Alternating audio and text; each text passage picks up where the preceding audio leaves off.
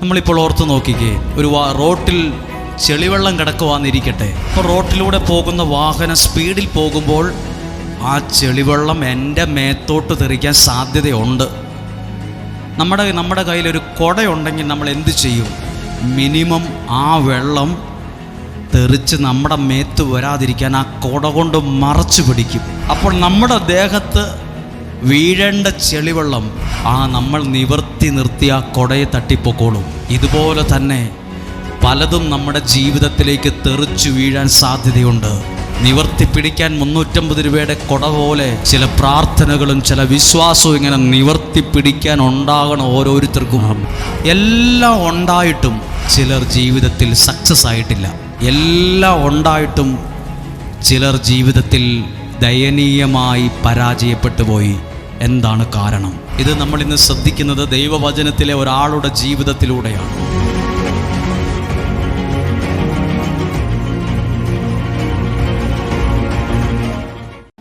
എത്രയോ ആഗ്രഹത്തോടെയാണ് നിങ്ങളിവിടെ വന്നത്. എത്രയോ ആത്മാർത്ഥതയോടെയാണ് നിങ്ങളിപ്പോൾ പ്രാർത്ഥിക്കുന്നത്. അതിന് നന്ദി പറയുകയാണ്. ഒരു നിമിഷം ഈ നിയോഗ പ്രാർത്ഥനയിൽ ലോകമെമ്പാടും പ്രാർത്ഥിക്കുന്ന, വചനം കേൾക്കുന്ന, നിയോഗം എഴുതി വച്ച് പ്രാർത്ഥിക്കുന്ന എല്ലാവരെയും ഒരു നിമിഷം ദൈവനാമത്തിൽ ഞങ്ങൾ അനുഗ്രഹിച്ച് പ്രാർത്ഥിക്കുകയാണ്. അനുഗ്രഹിച്ച് പ്രാർത്ഥിക്കുകയാണ്. ഇന്ന് ഈ വചനം കേൾക്കുന്ന സകല വ്യക്തികളെയും ദൈവം ഈ ശബ്ദം നിങ്ങളെ കേൾപ്പിക്കുന്നത് ദൈവത്തിൻ്റേതായ ഒരു ഉദ്ദേശമുണ്ട്. യാദൃശ്ചികമല്ല ഒന്നും. ഇവിടെ വന്നതും പ്രാർത്ഥിക്കുന്നതും ആരാധിക്കുന്നതിൻ്റെ എല്ലാം പിറകിൽ ദൈവീകമായ ഒരു ഉദ്ദേശമുണ്ട്. ദൈവത്തിൻ്റെ ഒരു പദ്ധതിയുണ്ട്. നിങ്ങളുടെ കരങ്ങളെ ഹൃദയത്തോട് ചേർത്ത് വെച്ച് വിശ്വസിക്കണം. മനുഷ്യൻ നിങ്ങളെ മറന്നാലും എൻ്റെ ദൈവം എന്നെ മറന്നു കളയുകയില്ല. എന്നെ ഒരിക്കലും മറക്കാത്ത ഒരു ദൈവം എനിക്കുണ്ട്. അമ്മ നിന്നെ മറന്നാലും ഒരിക്കലും ദൈവം നിന്നെ മറക്കുകയില്ല. ഞാൻ എല്ലാ വിധത്തിലും പരാജയപ്പെട്ടു പോയല്ലോ എന്ന് ചിന്തിക്കുന്നോ നിങ്ങൾ? മനസ്സ് വല്ലാതെ സങ്കടത്തിലാണോ? ഇന്നൊരമ്മ വന്ന് പറയുവാണ്, പൈപ്പ് തുറന്ന് വെള്ളം പോകുന്ന പോലെ ഞാൻ കരയുവാണ്.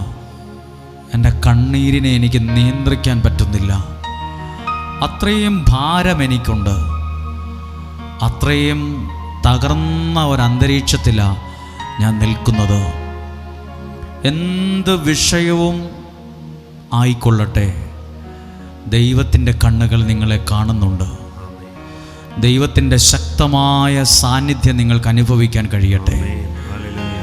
ഈ അന്തരീക്ഷത്തിൽ ഒരാൾ നിൽക്കേണ്ട സ്ഥാനത്ത് 2 പേരോളം നിൽക്കുന്നുണ്ട്.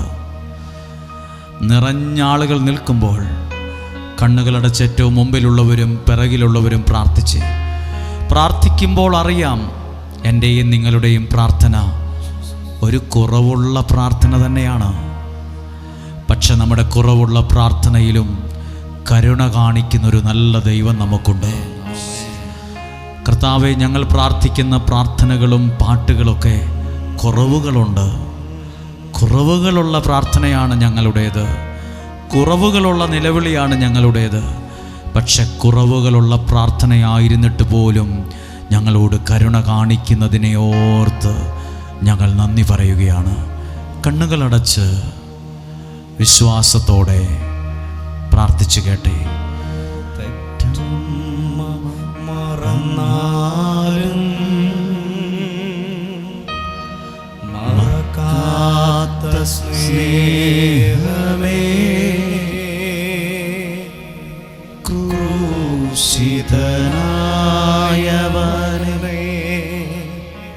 നീ അർത്ഥമറിഞ്ഞ് ഇതെൻ്റെ ദൈവം എന്നോട് പറയുന്നത് ഒരു പാട്ടിൻ്റെ രൂപത്തിൽ ഞാൻ കേൾക്കുവാണ്. മറന്നാലും മറക്കാത്ത സ്നേഹമേ, ക്രൂശിതനായവനെ നീ എന്നാശ്രയം. എല്ലാരും എന്നെ പിരിഞ്ഞപ്പോ ആലംബമില്ലാതലഞ്ഞപ്പോ ഒറ്റയ്ക്കിരുന്നു കരഞ്ഞപ്പോൾ നീ എൻ്റെ ആശ്വാസധാരയായി വന്നു. ഒറ്റയ്ക്കിരുന്ന് കരഞ്ഞപ്പം ഒറ്റയ്ക്കിരുന്നു കരഞ്ഞപ്പോൾ നീ എൻ്റെ ആശ്വാസധാരയായി വന്നു. പെറ്റമ്മ മറന്നാലും പറഞ്ഞ് മറക്കാത്ത സ്നേഹമേ,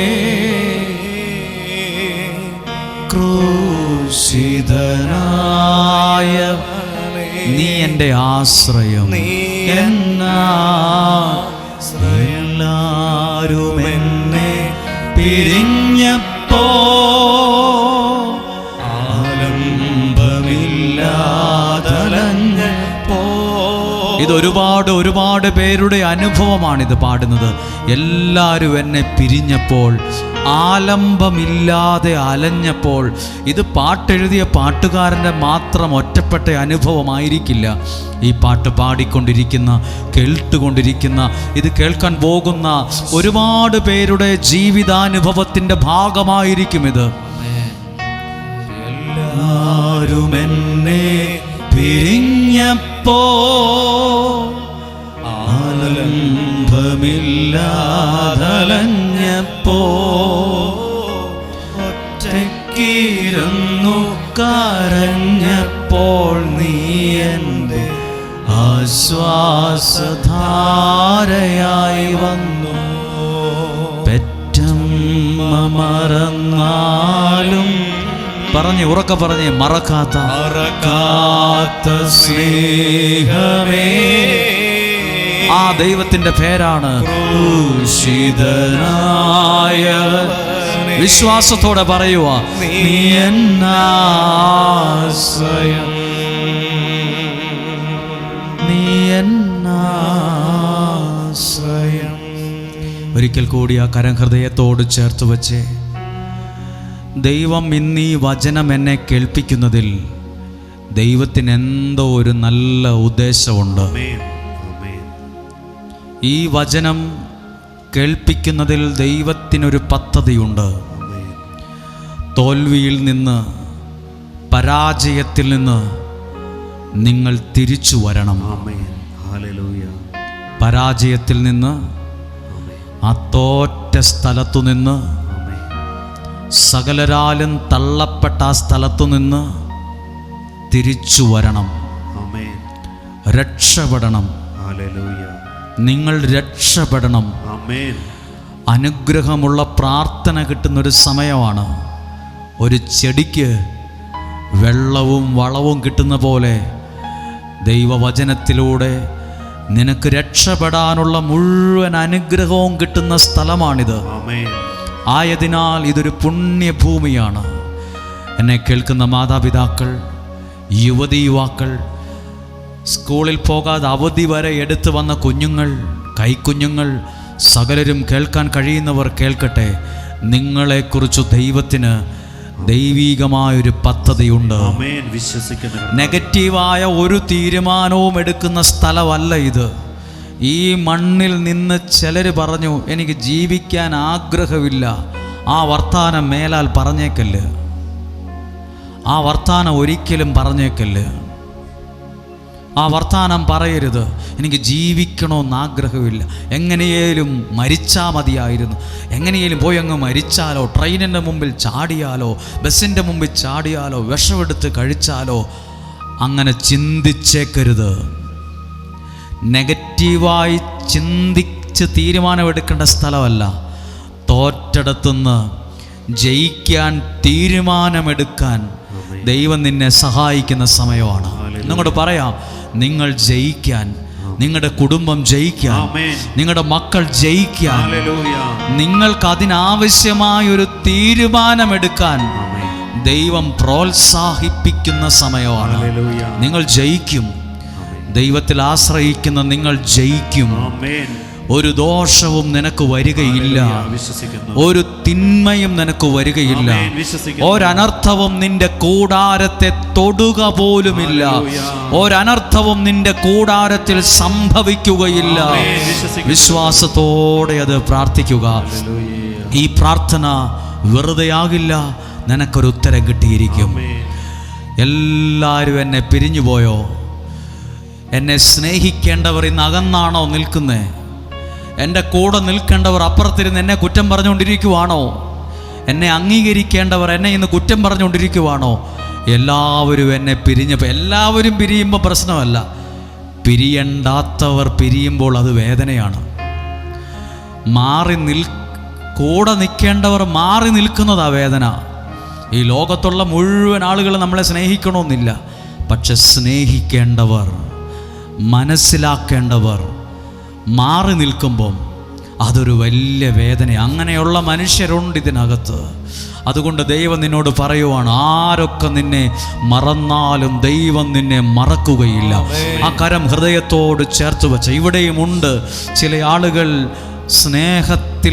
സ്നേഹം കിട്ടാത്തത് കൊണ്ട്, അംഗീകാരം കിട്ടാത്തത് കൊണ്ട്, ഒരു പരിഗണന കിട്ടാത്തതുകൊണ്ട്, ഒരു നല്ല വാക്ക് പോലും ഈ മനുഷ്യന് പറയാൻ അറിയത്തില്ലല്ലോ, ഒരു നന്മ പോലും എന്നെക്കുറിച്ച് പറയുന്നില്ലല്ലോ. എല്ലാവരും എന്നെ പിരിഞ്ഞപ്പോൾ, എല്ലാവരും എന്നെ പിരിഞ്ഞു പോയോ? സങ്കടത്തിൽ. ഇതൊരു സൗഖ്യത്തിന്റെ സമയമാണ്. ഒരു മിനിറ്റ് നിൽക്കേണ്ടി വന്നാലും ഇതൊരു സൗഖ്യത്തിന്റെ സമയമാണ്. ദൈവം നിന്റെ ജീവിതം ജയിക്കാൻ നിന്നെ കൊണ്ട് ദൈവം തീരുമാനമെടുപ്പിക്കുന്ന സമയമാണ്. ആവശ്യമില്ലാത്തത് ഈ പുണ്യഭൂമിയിൽ ചിന്തിച്ചേക്കരുത്. ഞാൻ ജീവിച്ചിരിക്കത്തില്ല, ഞാൻ മരിക്കത്തേയുള്ളൂ, അങ്ങനെ ചിന്തിച്ചേക്കരുത്. ആ വർത്താനം പറഞ്ഞേക്കരുത്, ആ വർത്താനം പറയരുത്, ആ വർത്താനം ആലോചിക്കരുത്.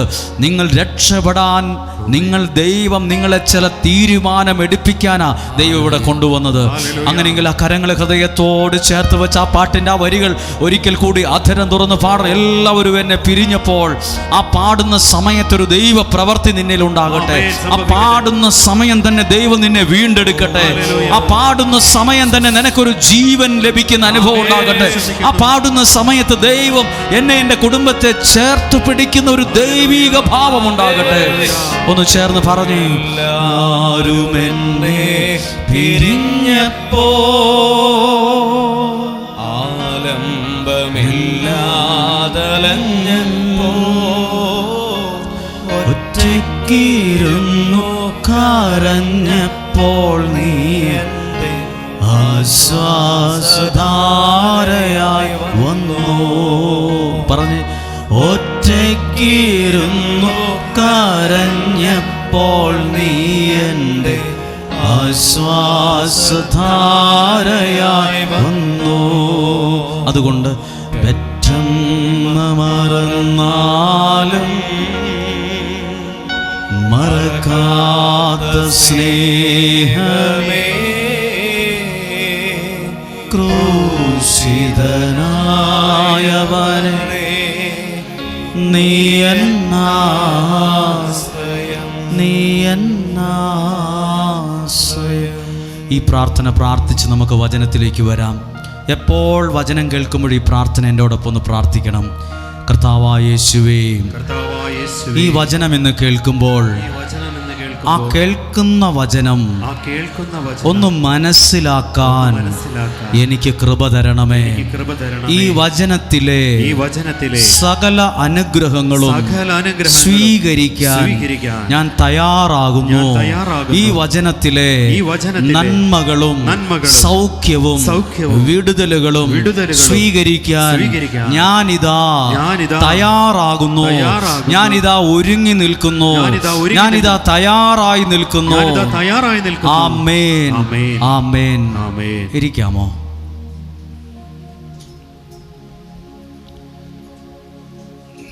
ഹല്ലേലൂയ.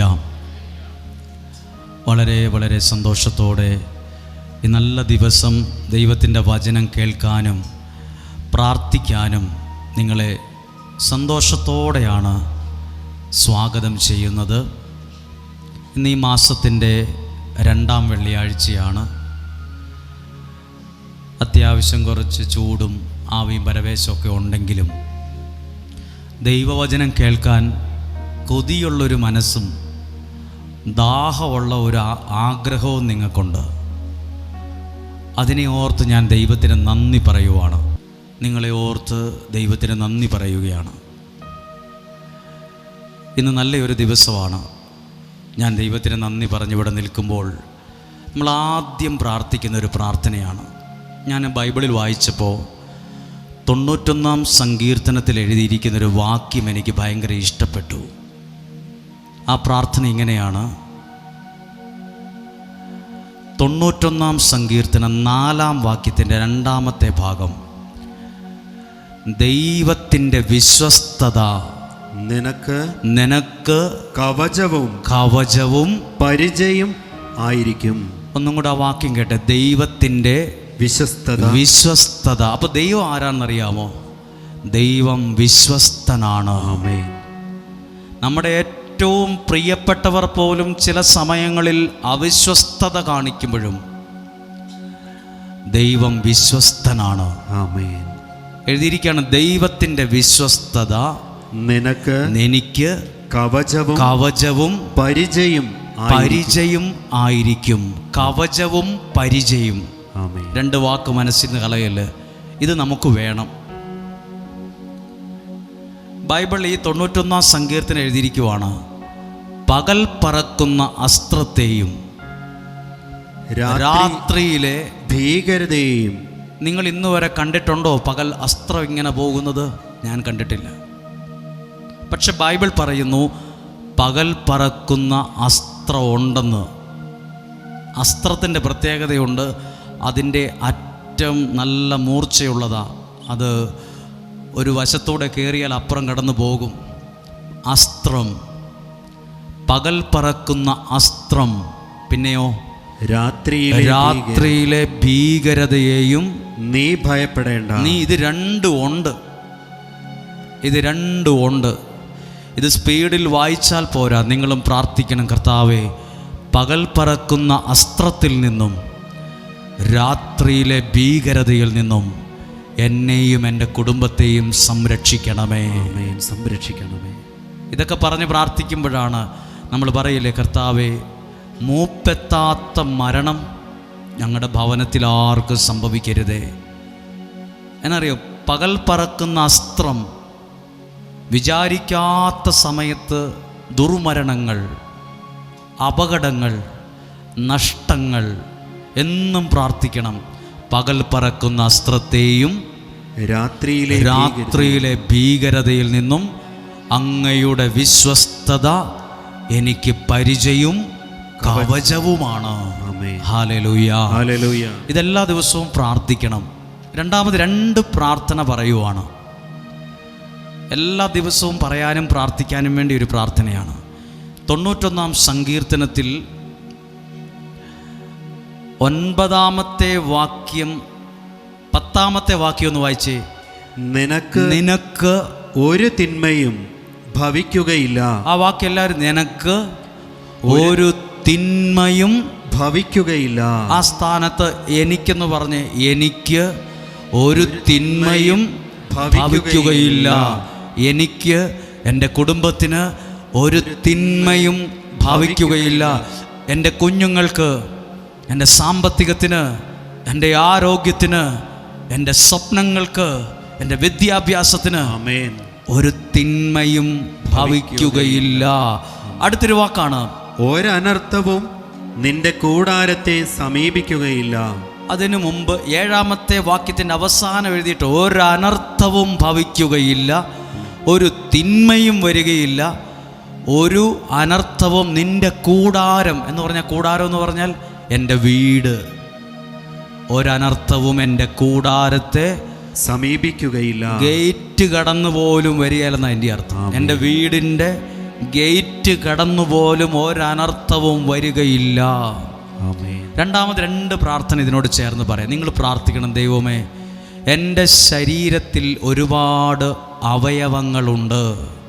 അകത്തും കൈ ഒരവയവമാണ്, കാലൊരവയവമാണ്. എൻ്റെ ശരീരത്തിൻ്റെ അകത്ത് അവയവങ്ങളുണ്ട് ധാരാളം. നമുക്കറിയില്ല എന്നും. നമ്മൾ പ്രാർത്ഥിക്കുക, കർത്താവേ, എല്ലാ കേടുപാടുകളിൽ നിന്ന്, പരിക്കുകളിൽ നിന്നും, എൻ്റെ ശരീരത്തിൻ്റെ പുറത്തും അകത്തുമുള്ള എല്ലാ അവയവങ്ങളെയും പരിപാലിക്കണമേ. ഇത് അധികം ആരും പ്രാർത്ഥിക്കത്തില്ല. നമ്മൾ ഇന്നിവിടെ ഇരുന്ന് പ്രാർത്ഥിക്കുവാണ്. ആരോഗ്യമുള്ള ഒരു ശരീരം ഏറ്റവും വലിയ സമ്പത്താണ്.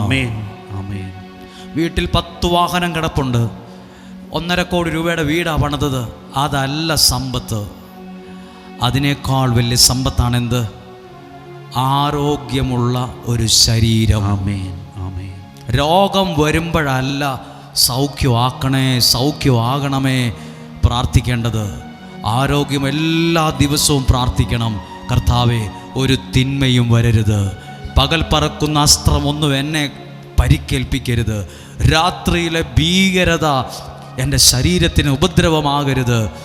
ഒരു ദോഷവും എനിക്ക് വരികയില്ല, ഒരു തിന്മയും എനിക്ക് വരികയില്ല. വിശ്വസിക്കുന്നു. ഒരു അസ്വസ്ഥതയും എൻ്റെ വീടിൻ്റെ ആ ഗേറ്റ് കടന്ന് ഇവിടെ കയറത്തില്ല. ഞാനത് ദൈവത്തിൽ വിശ്വസിക്കുന്നു. എൻ്റെ കുഞ്ഞുങ്ങൾക്ക് ഒരു ദോഷവും വരികയില്ല, ഒരു തിന്മയും വരികയില്ല. ഹല്ലേലൂയ. പ്രാർത്ഥിച്ചോ? നിങ്ങൾ പ്രാർത്ഥിച്ചോ? നിങ്ങൾ തന്നെ പ്രാർത്ഥിച്ച, കർത്താവേ, എൻ്റെ ശരീരത്തിൻ്റെ അകത്തും പുറത്തുമുള്ള അവയവങ്ങൾ, ഹാർട്ട്, കിഡ്നി, പാൻക്രിയാസ്, കുടൽ, വൻകുടൽ, ചെറുകുടൽ, കിഡ്നി, എത്രയെത്ര പ്രധാനപ്പെട്ട അവയവങ്ങളാണ്. ഈ അവയവങ്ങളൊക്കെ കേടുപറ്റി, പരിക്ക് പറ്റി ഒരുപാട് മനുഷ്യർ ഹോസ്പിറ്റലിലാണ്. കിഡ്നി കംപ്ലൈൻ്റായി ഡയാലിസ് ചെയ്യുന്നു, പാൻക്രിയാസിന് പ്രശ്നം, രക്തത്തിൻ്റെ പ്രശ്നം, അളവ് കൂടുന്നു, ബ്ലഡ് പ്രഷർ കൂടുന്നു, 100 വിഷയങ്ങൾ. നമ്മൾ പ്രാർത്ഥിക്കണം, കർത്താവേ, എനിക്ക് തന്ന ഈ ശരീരം ദൈവത്തിൻ്റെ ആലയമാണ്. ഇതിൻ്റെ അകത്തും പുറത്തുമുള്ള ഓരോ ചെറുതും വലുതുമായ അവയവങ്ങളെ എല്ലാവിധ പരിക്കുകളിൽ നിന്നും, കേടുപാടുകളിൽ നിന്നും സംരക്ഷിക്കണമേ, സംരക്ഷിക്കണമേ. ഇപ്പോൾ തന്നെ ഒന്ന് പ്രാർത്ഥിച്ചേ, ഇപ്പോൾ തന്നെ അതൊന്ന് പ്രാർത്ഥിച്ച്, നമ്മുടെ വീടിനെ ഓർത്ത്, നമ്മുടെ കുടുംബത്തിൻ്റെ സാഹചര്യങ്ങളെ ഓർത്ത്, നമ്മുടെ ജീവിതത്തിൻ്റെ എല്ലാ അവസ്ഥകളെ ഓർത്ത്, പ്രത്യേകിച്ച് ഇവിടെ ഇരുന്ന് ഈ വചനം കേട്ടുകൊണ്ടിരിക്കുന്ന ഓരോ വ്യക്തികളും പ്രാർത്ഥിച്ച്. നമ്മൾ നോക്കി നിൽക്കുമ്പോഴാണ് ചില മനുഷ്യർ കുഴഞ്ഞു വീണ് മരിക്കുന്നത്. പെട്രോൾ പമ്പിൽ പെട്രോൾ ജീവനക്കാരൻ വാഹനത്തിൽ പെട്രോൾ ഒഴിച്ചുകൊണ്ടിരിക്കുമ്പോൾ ഒരൊച്ച കേട്ട് കുഴഞ്ഞു വീണ് അവിടെ അന്നേരം മരിക്കുന്നു. ബസ്സിൽ കയറി നിൽക്കുമ്പോൾ അവിടെ നിന്ന് മരിക്കുന്നു.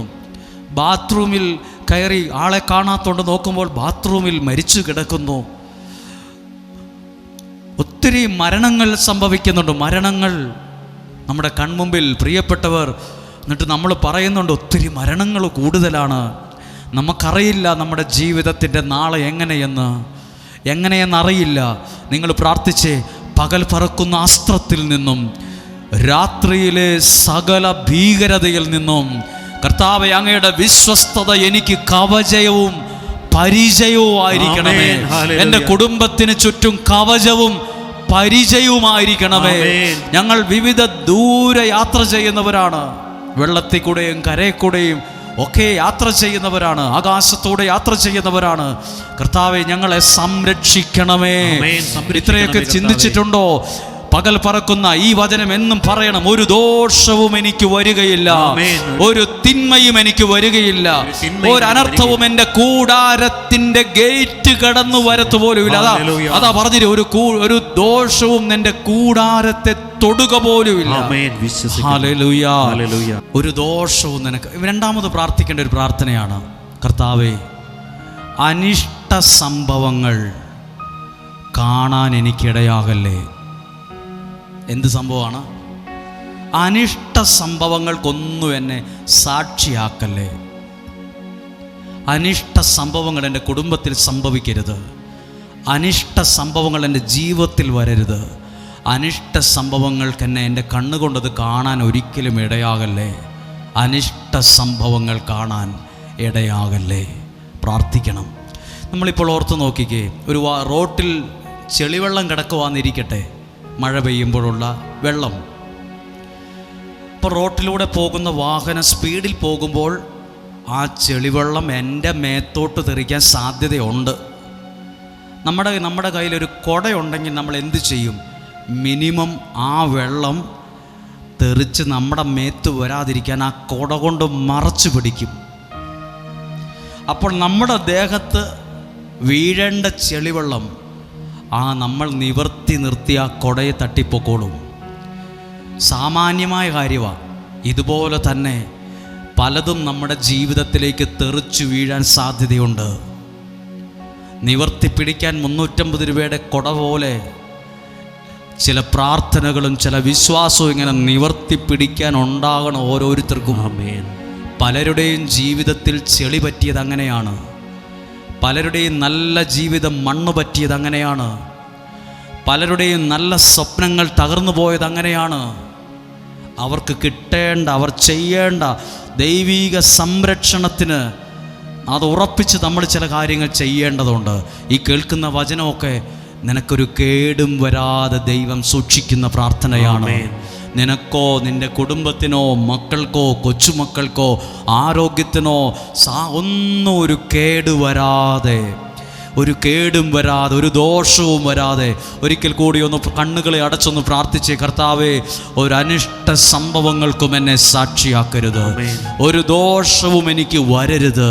ഒരു തിന്മയും എനിക്ക് വരരുത്. പകൽ പറക്കുന്ന അസ്ത്രത്തിൽ നിന്നും രാത്രിയിലെ ഭീകരതയിൽ നിന്നും കർത്താവേ, അങ്ങയുടെ വിശ്വസ്തത എനിക്ക് കവചവും പരിചയവുമായിരിക്കണമേ എന്ന് പ്രാർത്ഥിച്ച്. കർത്താവ്, എൻ്റെ വീട് 300 കിലോമീറ്റർ അപ്പുറമാണ്, എൻ്റെ വീട് അങ്ങ് 1000 കിലോമീറ്റർ അപ്പുറമാണ്. സാരമില്ല, വീടിനെ മനസ്സിൽ കണ്ടുകൊണ്ട് പറഞ്ഞ് ഒരു അനിഷ്ട സംഭവങ്ങളും ഒരു ദോഷവും എൻ്റെ വീടിൻ്റെ ഗേറ്റ് കിടന്നു പോലും വരാൻ ഇടയാകരുത്. ദൂരെ വച്ച് തന്നെ എനിക്ക് സംഭവിക്കാൻ സാധ്യതയുള്ള അനർത്ഥങ്ങളിൽ നിന്ന്, തകർച്ചകളിൽ തന്നെ സംരക്ഷിക്കണമേ. എൻ്റെ കുഞ്ഞുങ്ങൾ പഠിക്കുകയാണ്, എൻ്റെ കുഞ്ഞുങ്ങൾ വിദൂര ദേശങ്ങളിലാണ്, എൻ്റെ കുഞ്ഞുങ്ങൾ അങ്ങ് ഹോസ്റ്റലിൽ നിന്ന് പഠിക്കുവാണ്, അവർ കോളേജിലാണ്, സ്കൂളിലാണ്, അങ്ങനെ പല സ്ഥലങ്ങളിലാണ്. ഒരു ദോഷവും വരാതെ എൻ്റെ കുഞ്ഞുങ്ങളെ കാത്തുകൊള്ളണമേ. ഒരു തിന്മയും വരാതെ അവരെ കാത്തുകൊള്ളണമേ. ഒരു ചതിക്കുഴിയിലും വീഴാതെ അങ്ങയുടെ വിശ്വസ്തത അവർക്കൊരു കവചവും പരിചയവുമായിരിക്കണമേ. അനിഷ്ട സംഭവങ്ങൾക്കൊന്നും എന്നെ സാക്ഷിയാക്കരുതേ. ഒന്ന് രണ്ട് കരങ്ങളുമായി ഇരുന്ന് സ്ഥലത്ത് നിന്ന് ഉയർത്തിപ്പിടിച്ച് വിശ്വാസത്തോടെ ആ കണ്ണുകൾ അടച്ചൊന്ന് ശബ്ദമുയർത്തി ഒന്ന് സ്തുതിച്ച് പ്രാർത്ഥിക്കുമ്പോൾ ദൈവത്തിന്റെ ഒരു സംരക്ഷണ ഭിത്തി നിന്റെ മേൽ ഉണ്ടാകട്ടെ. ദൈവത്തിന്റെ ഒരു സംരക്ഷണം നിനക്ക് ലഭിക്കട്ടെ. ദൈവത്തിന്റെ ഒരു കാരുണ്യം ഇപ്പോൾ തന്നെ ലഭിക്കട്ടെ. ദൈവത്തിന്റെ ഒരു സമാധാനം നിനക്ക് ലഭിക്കട്ടെ. ദൈവത്തിന്റെ കരുതലുള്ള ഒരു കരം നിനക്ക് ലഭിക്കാൻ ഇടയാകട്ടെ. ഹല്ലേലൂയ, ഹല്ലേലൂയ, ഹല്ലേലൂയ, ഹല്ലേലൂയ. കരങ്ങൾ താഴ്ത്താം. പ്രിയപ്പെട്ടവരെ, ഇന്ന് ദൈവവചനം നിങ്ങളോട് ശ്രദ്ധയിൽ കൊണ്ടുവരുമ്പോൾ ഒരു ദൈവവചനത്തിൽ നിന്നൊരാശയം പറയുവാണ്. ഒരാശയം. എല്ലാം ഉണ്ടായിട്ടും ചിലർ ജീവിതത്തിൽ സക്സസ് ആയിട്ടില്ല. എല്ലാം ഉണ്ടായിട്ടും ചിലർ ജീവിതത്തിൽ ദയനീയമായി പരാജയപ്പെട്ടു പോയി. എന്താണ് കാരണം? എല്ലാം ഉള്ള ചിലർ, നല്ല വീടുണ്ട്, സാമ്പത്തികമുണ്ട്, സൗന്ദര്യമുണ്ട്, ബുദ്ധിയുണ്ട്, കഴിവുണ്ട്, സ്വാധീനമുണ്ട്, പക്ഷേ ആളുടെ ജീവിതം വലിയ പരാജയത്തിലാണ്. ഇത് നമ്മളിന്ന് ശ്രദ്ധിക്കുന്നത് ദൈവവചനത്തിലെ ഒരാളുടെ ജീവിതത്തിലൂടെയാണ്. എല്ലാം ഉണ്ടായിട്ടും എവിടെയും എത്താതെ പോയവർ, എല്ലാം ഉണ്ടായിട്ടും ഒന്നിലും വിജയിക്കാൻ പറ്റിയില്ല, തോറ്റുപോയി. എല്ലാം ഉണ്ട്, പക്ഷെ ദയനീയമായി തോറ്റുപോയി. ഇവിടെയുണ്ട് ആളുകൾ. എന്നെ കേൾക്കുന്ന ചിലർ അങ്ങനെയാണ്. എല്ലാം ഉണ്ട്, പക്ഷെ അവർ ജീവിതത്തിൽ ഒട്ടും ഹാപ്പി അല്ല. എല്ലാം ഉണ്ട്, പക്ഷെ ജീവിതത്തിൽ അവർക്ക് ലഭിച്ചതെല്ലാം പരാജയം മാത്രമാണ്. ഹല്ലേലൂയ. ഞാൻ നിങ്ങളോട് പങ്കുവയ്ക്കുന്നത് 1 സാമുവേലിൻ്റെ പുസ്തകത്തിൽ 9-ാം അധ്യായത്തിലെ ഒരു വ്യക്തിയെക്കുറിച്ചാണ്. ഒന്നുമില്ലായ്മയിൽ നിന്ന് ദൈവം ഉയർത്തിയ ഒരു മനുഷ്യൻ അവസാനം ആത്മഹത്യ ചെയ്തു. തീർന്നു, ഒന്നുമില്ലാണ്ട് ഒരു ദരിദ്രനെ പോലെ മരിച്ച് മണ്ണിൽ വീണു. എങ്ങനെ മരിച്ചു എന്നറിയാമോ? പുള്ളി സ്വന്തം വാളെടുത്തിട്ട് കൂടെ നിന്നൊരു എന്നെ വെട്ടിക്കൊല്ലാൻ പറഞ്ഞു. അപ്പോൾ കൃത്യം പറഞ്ഞു, ഞാൻ നിങ്ങളെ കൊല്ലത്തില്ലെന്ന് പറഞ്ഞപ്പോൾ വാള് നാട്ടിവെച്ച് ആ വാളയിലോട്ട് വീണു. അയാൾ മരിച്ചത് കണ്ടും സഹപ്രവർത്തകരും കൂടെ ആത്മഹത്യ ചെയ്തു. എല്ലാം ഉള്ള ഒരുത്തൻ ഒന്നുമില്ലാതെ മണ്ണിൽ വീണ് മരിച്ചുപോയി, ആത്മഹത്യ ചെയ്തു. ഒന്നുമില്ലാത്തവനെ പോലെ ആയിപ്പോയി. എന്തോ ഒരു കാരണമുണ്ട്. ശക്തന്മാർ വീണുപോയതിൻ്റെ പിന്നിൽ ഒരു കാരണമുണ്ട്. ഒന്നുമില്ലാത്തവർ ശക്തന്മാരായതിൻ്റെ പിന്നിലും കാരണമുണ്ട്. ഇത് രണ്ടും നിങ്ങൾ ജീവിതത്തിൽ കാണും. നിങ്ങളുടെ ജീവിതത്തിൽ, നിങ്ങളുടെ പരിചയത്തിലും ചിലർ ഒന്നുമില്ലാത്തവർ ശക്തന്മാരായി. വലിയ പുള്ളികളായിരുന്ന ചിലർ ഒന്നുമല്ലാതെ അടിയിലുമായി, ഒന്നുമല്ലാതെ തകർന്നു. ശക്തന്മാർ വീണുപോയതെങ്ങനെ? പ്രഭുക്കന്മാർ പൊടിപറ്റിയതെങ്ങനെ? നമുക്കൊന്ന് പ്രാർത്ഥിക്കാൻ. ഈ വചനം എന്നോട് സംസാരിക്കണമേ എന്ന് പ്രാർത്ഥിക്കണം. ഈ വചനം ഞാൻ ചുമ്മാ ഒരു പ്രസംഗമായിട്ട് പറയുമല്ല, ഞാൻ പരിചയപ്പെടുത്തുന്ന വ്യക്തിയാണ് സാവൂൾ. സാവൂൾ ചില്ലറക്കാരനല്ല, ഒരു ഭരണാധികാരി, ഒരു രാജാവാണ്. പ്രധാനമന്ത്രിയോളം ഉയർന്ന ഒരാളാണ് സാവൂൾ. ഭരണാധികാരിയാണ്, രാജാവാണ്. 9-ാം അധ്യായം 26-ാമത്തെ വാക്യം, 9-ാം അധ്യായത്തിൽ എഴുതിയിട്ടുണ്ട്. 10-ാമത്തെ അധ്യായം 1-ാമത്തെ വാക്യം വായിച്ചേ. 1 സാമുവേൽ 10-ാം അധ്യായം 1-ാമത്തെ വാക്യം. സാമുവേൽ ഒരു പ്രവാചകനായ സാമുവേൽ ഒരു പാത്രം ഒലിവെണ്ണ എടുത്ത് സാവൂളിന്റെ തലയിലോട്ട് ഒഴിച്ചു. ശിരസിൽ ഒരു പാത്രം ഒലിവിൻ്റെ വിലയുള്ള ഒലിവ് ഓയിൽ എടുത്തൊഴിച്ചു. എന്നിട്ട് അവനെ ചേർത്ത് പിടിച്ച് ചുംബിച്ചു. സാവൂൾ എന്ന പ്രവാചകൻ സാവൂളിനെ ചുംബിച്ചു. എന്നിട്ട് ചുംബിച്ചിട്ട് പറഞ്ഞു, കർത്താവ് തൻ്റെ ജനത്തിൻ്റെ ഭരണാധികാരിയായി. എന്തായിട്ടാ? ഒരു തൊഴിലാളിയായിട്ടല്ല, കൂലിപ്പണിക്കാരനായിട്ടല്ല, ജോലിക്കാരനായിട്ടല്ല, ഒരു ഭരണാധികാരിയായി നിന്നെ. ഒരു പുള്ളി ഒരു പ്രൈം മിനിസ്റ്ററോളം, പ്രധാനമന്ത്രിയോളം ഉയർന്ന ഒരു സ്ഥാനത്തേക്ക് എത്തിപ്പെട്ട ആളാണ് ആര്? സാവൂൾ. പക്ഷെ പുള്ളി ആത്മഹത്യ ചെയ്തു. ഇദ്ദേഹം ജീവിതത്തിൽ വാള് കുത്തിവെച്ച് അതേലോട്ട് മരിക്കുക ചെയ്തേ. അതുകൊണ്ട് അവർ എല്ലാമുള്ള സാവൂൾ ഇങ്ങനെ തകർന്നു പോകാൻ എന്നാ കാരണം? എല്ലാവരും നാട്ടി മുഴുവൻ പറഞ്ഞു കാണും, പുള്ളി അങ്ങ് വലിയ പുള്ളിയായിരുന്നു, പക്ഷെ പുള്ളി ഇപ്പോൾ ഒന്നുമില്ലാണ്ട് പുള്ളി എന്തിനാണ് ആത്മഹത്യ ചെയ്തത്? പുള്ളിക്ക് എന്തിൻ്റെ കുഴപ്പമാ? എന്തിൻ്റെ കേടാ? പുള്ളിക്ക് എന്നാ പ്രശ്നം? വലിയ കൊട്ടാരം, ഇട്ടുമൂടാൻ പണം, ഭക്ഷണം എടുത്തു വെക്കാൻ ആൾക്കാർ, റൂം അടിച്ചു വാരാൻ ആൾക്കാർ, ഇഷ്ടമുള്ള ഭക്ഷണം ഇഷ്ടമുള്ള സമയത്ത് കഴിക്കാം. പുള്ളി പറയുന്ന പോലെ കാര്യങ്ങൾ. രാജഭരണമാണ്. ഇന്ന് ഒരാളെ ഇവിടെ വിളിക്കാൻ പറഞ്ഞാൽ ഇവിടെ വിളിക്കുന്നു, ഇവിടെ വരുത്തുന്നു, ഇന്ന പോലെ ചെയ്യാൻ പറഞ്ഞാൽ ചെയ്യുന്നു. ഒറ്റ വാക്കേ കാര്യങ്ങൾ നടക്കും. ഇന്നത്തെ പോലെ മന്ത്രിസഭാ യോഗമൊന്നും ചേരുമൊന്നും വേണ്ട. രാജാവ് തീരുമാനിക്കുന്ന പോലെ. രാജഭരണമുള്ള രാജ്യങ്ങളിലെ കാര്യങ്ങൾ അങ്ങനെയാണ്. രാജഭരണം ഇന്ന് ലോകത്ത് പല രാജ്യങ്ങളിലും ഉണ്ട്. അവിടെ രാജാക്കന്മാരാണ് ഭരണം. അവർ പറയുന്നത് ആ തീരുമാനം. ആ എലക്ഷൻ ഒന്നുമില്ല. അവരുടെ ജീവിതകാലം മുഴുവൻ അവർ തന്നെയാണ് രാജാവ്. അവരിന്ന പോലെ മതി, ഈ റോഡ് ഇങ്ങനെ വേണ്ട, എന്നെ തീരുമാനിക്കുന്നു, അതാ രാജ്യത്തിൻ്റെ തീരുമാനം. ഇത്രയുള്ള പുള്ളി എന്തിനാ ആത്മഹത്യ ചെയ്തേ?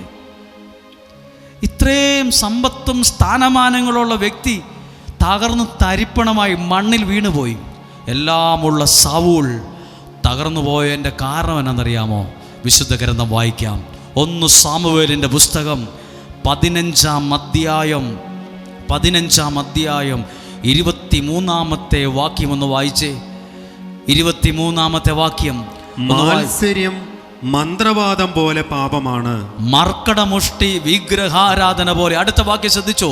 കർത്താവിൻ്റെ വചനം നീ തിരസ്കരിച്ച്. എനിക്കിതൊന്നും കേൾക്കണ്ട, എനിക്കിതൊന്നും അറിയേണ്ട കാര്യം, എനിക്കിതിലൊന്നും വിശ്വാസമില്ല. സാവൂൾ ദൈവത്തിൻ്റെ വചനം തിരസ്കരിച്ചത് കൊണ്ടാ എല്ലാം ഉണ്ടായിട്ടും പുള്ളി തകർന്ന് തരിപ്പണമായി നിലത്ത് വീണത്. ഹല്ലേലൂയ. ഇവിടെ നിൽക്കുന്ന നിങ്ങൾക്ക് ഇന്ന് എല്ലാം ഒന്നും ഇല്ലായിരിക്കാം, ചിലപ്പോൾ വലിയ ദാരിദ്ര്യം ആയിരിക്കും ഇന്ന്. പക്ഷെ ദൈവം അനുഗ്രഹിച്ച് നാളെ എല്ലാം വരുമ്പോൾ ദൈവത്തിൻ്റെ വചനത്തെ തിരസ്കരിച്ചേക്കരുത്. ഒറ്റ തെറ്റേ സാവൂൾ ചെയ്തുള്ളൂ. എല്ലാം ഉള്ളപ്പോൾ ദൈവത്തിൻ്റെ വചനത്തെ തിരസ്കരിച്ചു. ദൈവത്തിൻ്റെ വചനത്തെ തിരസ്കരിച്ചപ്പോൾ അവിടുന്ന് രാജത്വത്തിൽ നിന്ന് നിന്നെയും തിരസ്കരിച്ചു. ദൈവം പറഞ്ഞു, നിന്നെ ഈ നിന്നെ ഞാൻ തിരസ്കരിച്ചിരിക്കുന്നു. ദൈവവചനം അപ്പോൾ സ്വീകരിച്ചാലോ തിരസ്കരിക്കുകയാണോ ദൈവം സ്വീകരിക്കുകയാണോ ചെയ്യുന്നത്? ദൈവത്തിൻ്റെ വചനത്തെയാണോ സ്വീകരിക്കുന്നത്? ദൈവം നിന്നെ കുറെ കൂടി സ്വീകരിക്കാൻ തുടങ്ങും. ദൈവത്തിൻ്റെ അനുഗ്രഹം കുറെ കൂടി സ്വീകരിക്കാൻ നിങ്ങൾക്ക് സാധിക്കും. അതാണ് സത്യത്തിൽ ഇന്ന് നിയോഗ പ്രാർത്ഥനയിൽ, ഡെയിലി ബ്ലെസ്സിങ്ങിൽ എല്ലാം നടക്കുന്നത്. ദൈവത്തിൻ്റെ വചനത്തെ ലക്ഷക്കണക്കിന് ആളുകൾ, കുഞ്ഞുങ്ങൾ തുടങ്ങി വിവിധ പ്രായത്തിലുള്ളവർ സ്വീകരിക്കാൻ തുടങ്ങിയതിൻ്റെ അനുഗ്രഹമാണ് ഇവിടെ നിൽക്കുന്നത്. ഹല്ലേലൂയ. ഒരു കരം ഉയർത്തി ഒന്ന് പറഞ്ഞേ ഹല്ലേലൂയ, ഹല്ലേലൂയ. പ്രിയപ്പെട്ടവരെ, ഇവിടെ നിൽക്കുന്ന ഈ ഞാൻ എനിക്കിവിടെ നിൽക്കാനുള്ള യോഗ്യത കിട്ടിയത് ഈ വചനത്തിൽ നിന്നാണ്. ഒന്നും അല്ലാതിരുന്ന എനിക്ക് നിങ്ങളുടെ മുമ്പിൽ നിൽക്കാൻ അനുഗ്രഹം കിട്ടിയത് ഈ വചനത്തിൽ നിന്നാണ്. എവിടെയോ കിടന്ന എനിക്ക് ഇങ്ങനെ ഒരു നന്മയുണ്ടായത് ഈ വചനത്തിൽ നിന്നാണ്. ഈ വചനമാണ് എന്നെ ഇവിടെ എത്തിച്ചത്. ഈ വചനമാണ് എനിക്ക് മാന്യമായ സ്ഥാനം നൽകിയത്. ഈ വചനമാണ് തകർന്നു പോകേണ്ട സ്ഥലത്ത് തകരാതെ എന്നെ നിർത്തിയത്. ഒന്നും കൂടെ പറയാം, ഈ വചനമാണ് തകർന്നു പോകേണ്ട എൻ്റെ ജീവിതത്തെ തകരാതെ നിർത്തിയത്. ഇല്ലെങ്കിൽ കോംപ്ലക്സായി ചിന്തിച്ചൊരു ഭ്രാന്തനെ പോലൊക്കെ ചിലപ്പോൾ ആയിപ്പോയേനെ. ചിലപ്പോൾ വല്ല മാനസികമായ അസുഖത്തിന്, ചിലപ്പോൾ സങ്കടങ്ങളുടെ ആധിക്യം വല്ല മരുന്ന് കഴിക്കേണ്ടി വന്നേനെ. എനിക്ക് അതുപോലെ സങ്കടങ്ങൾ ഉണ്ടായിട്ടുണ്ട്. ഡിപ്രഷൻ വന്നേനേയും, തകർന്നു പോയേനേയും, വല്ല പൊട്ടത്തരമൊക്കെ ചെയ്ത് കൂട്ടിയേനേയും എന്നെ ഇവിടെ തകരാതെ നിർത്തിയത് ദൈവത്തിൻ്റെ വചനമാണ്. എനിക്ക് ദൈവത്തിൻ്റെ അനുഗ്രഹം അനുഭവിക്കാൻ ഇടയാക്കിയത് ഈ വചനത്തിൽ നിന്നാണ്.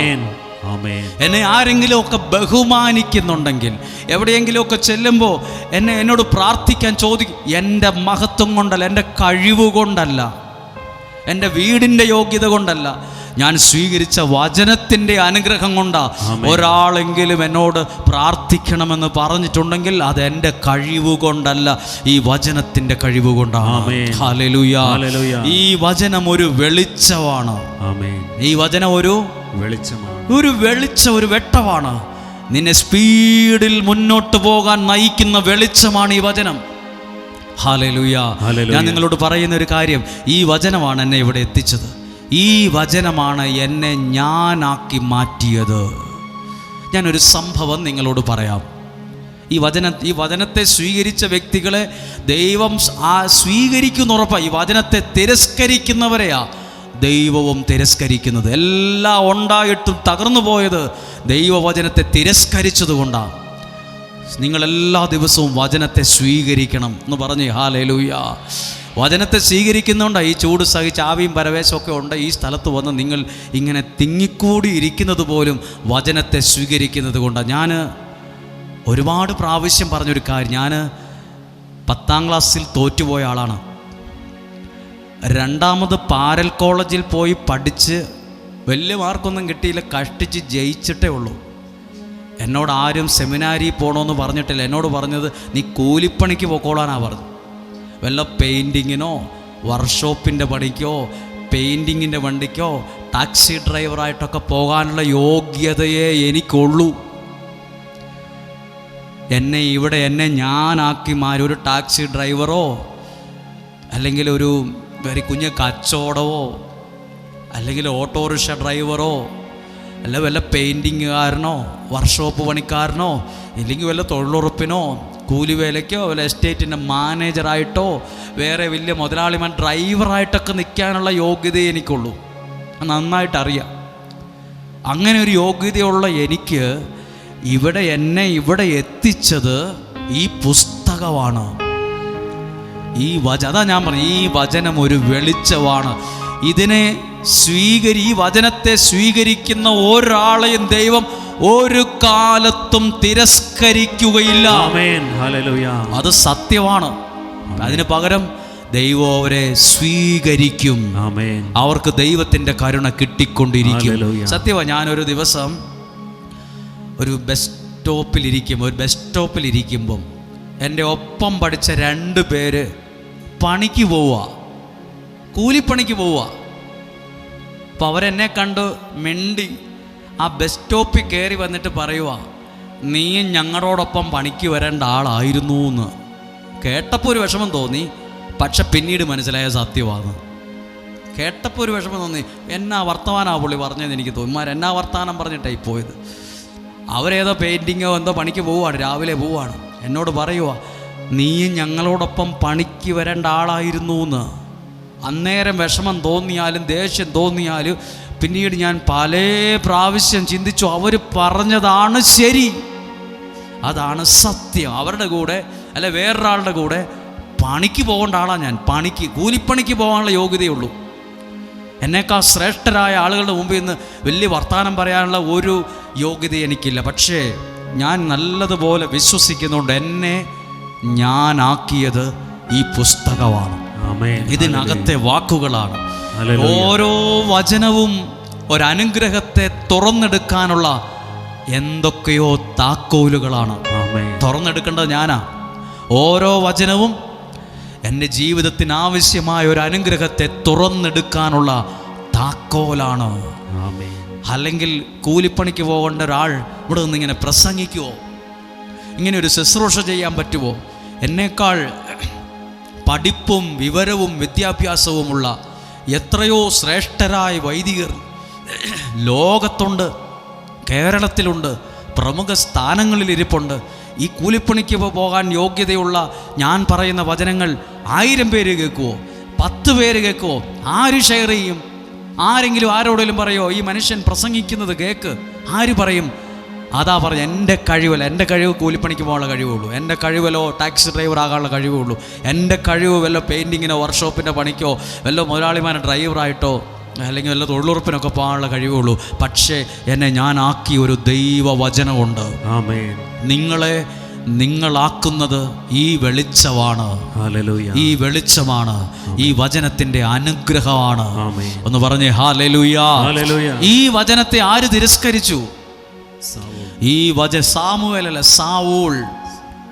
ഈ വചനത്തെ പുള്ളി പറഞ്ഞു, എനിക്ക് ഞാൻ രാജാവാണ്, എനിക്ക് കൊട്ടാരമുണ്ട്, മന്ത്രിമാരുണ്ട്, സഹപ്രവർത്തകരുണ്ട്, ഇഷ്ടംപോലെ തോക്കും ആയുധങ്ങളുമായി ഇവിടെ മുഴുവൻ പട്ടാളക്കാർ കാവൽ നിൽക്കുക.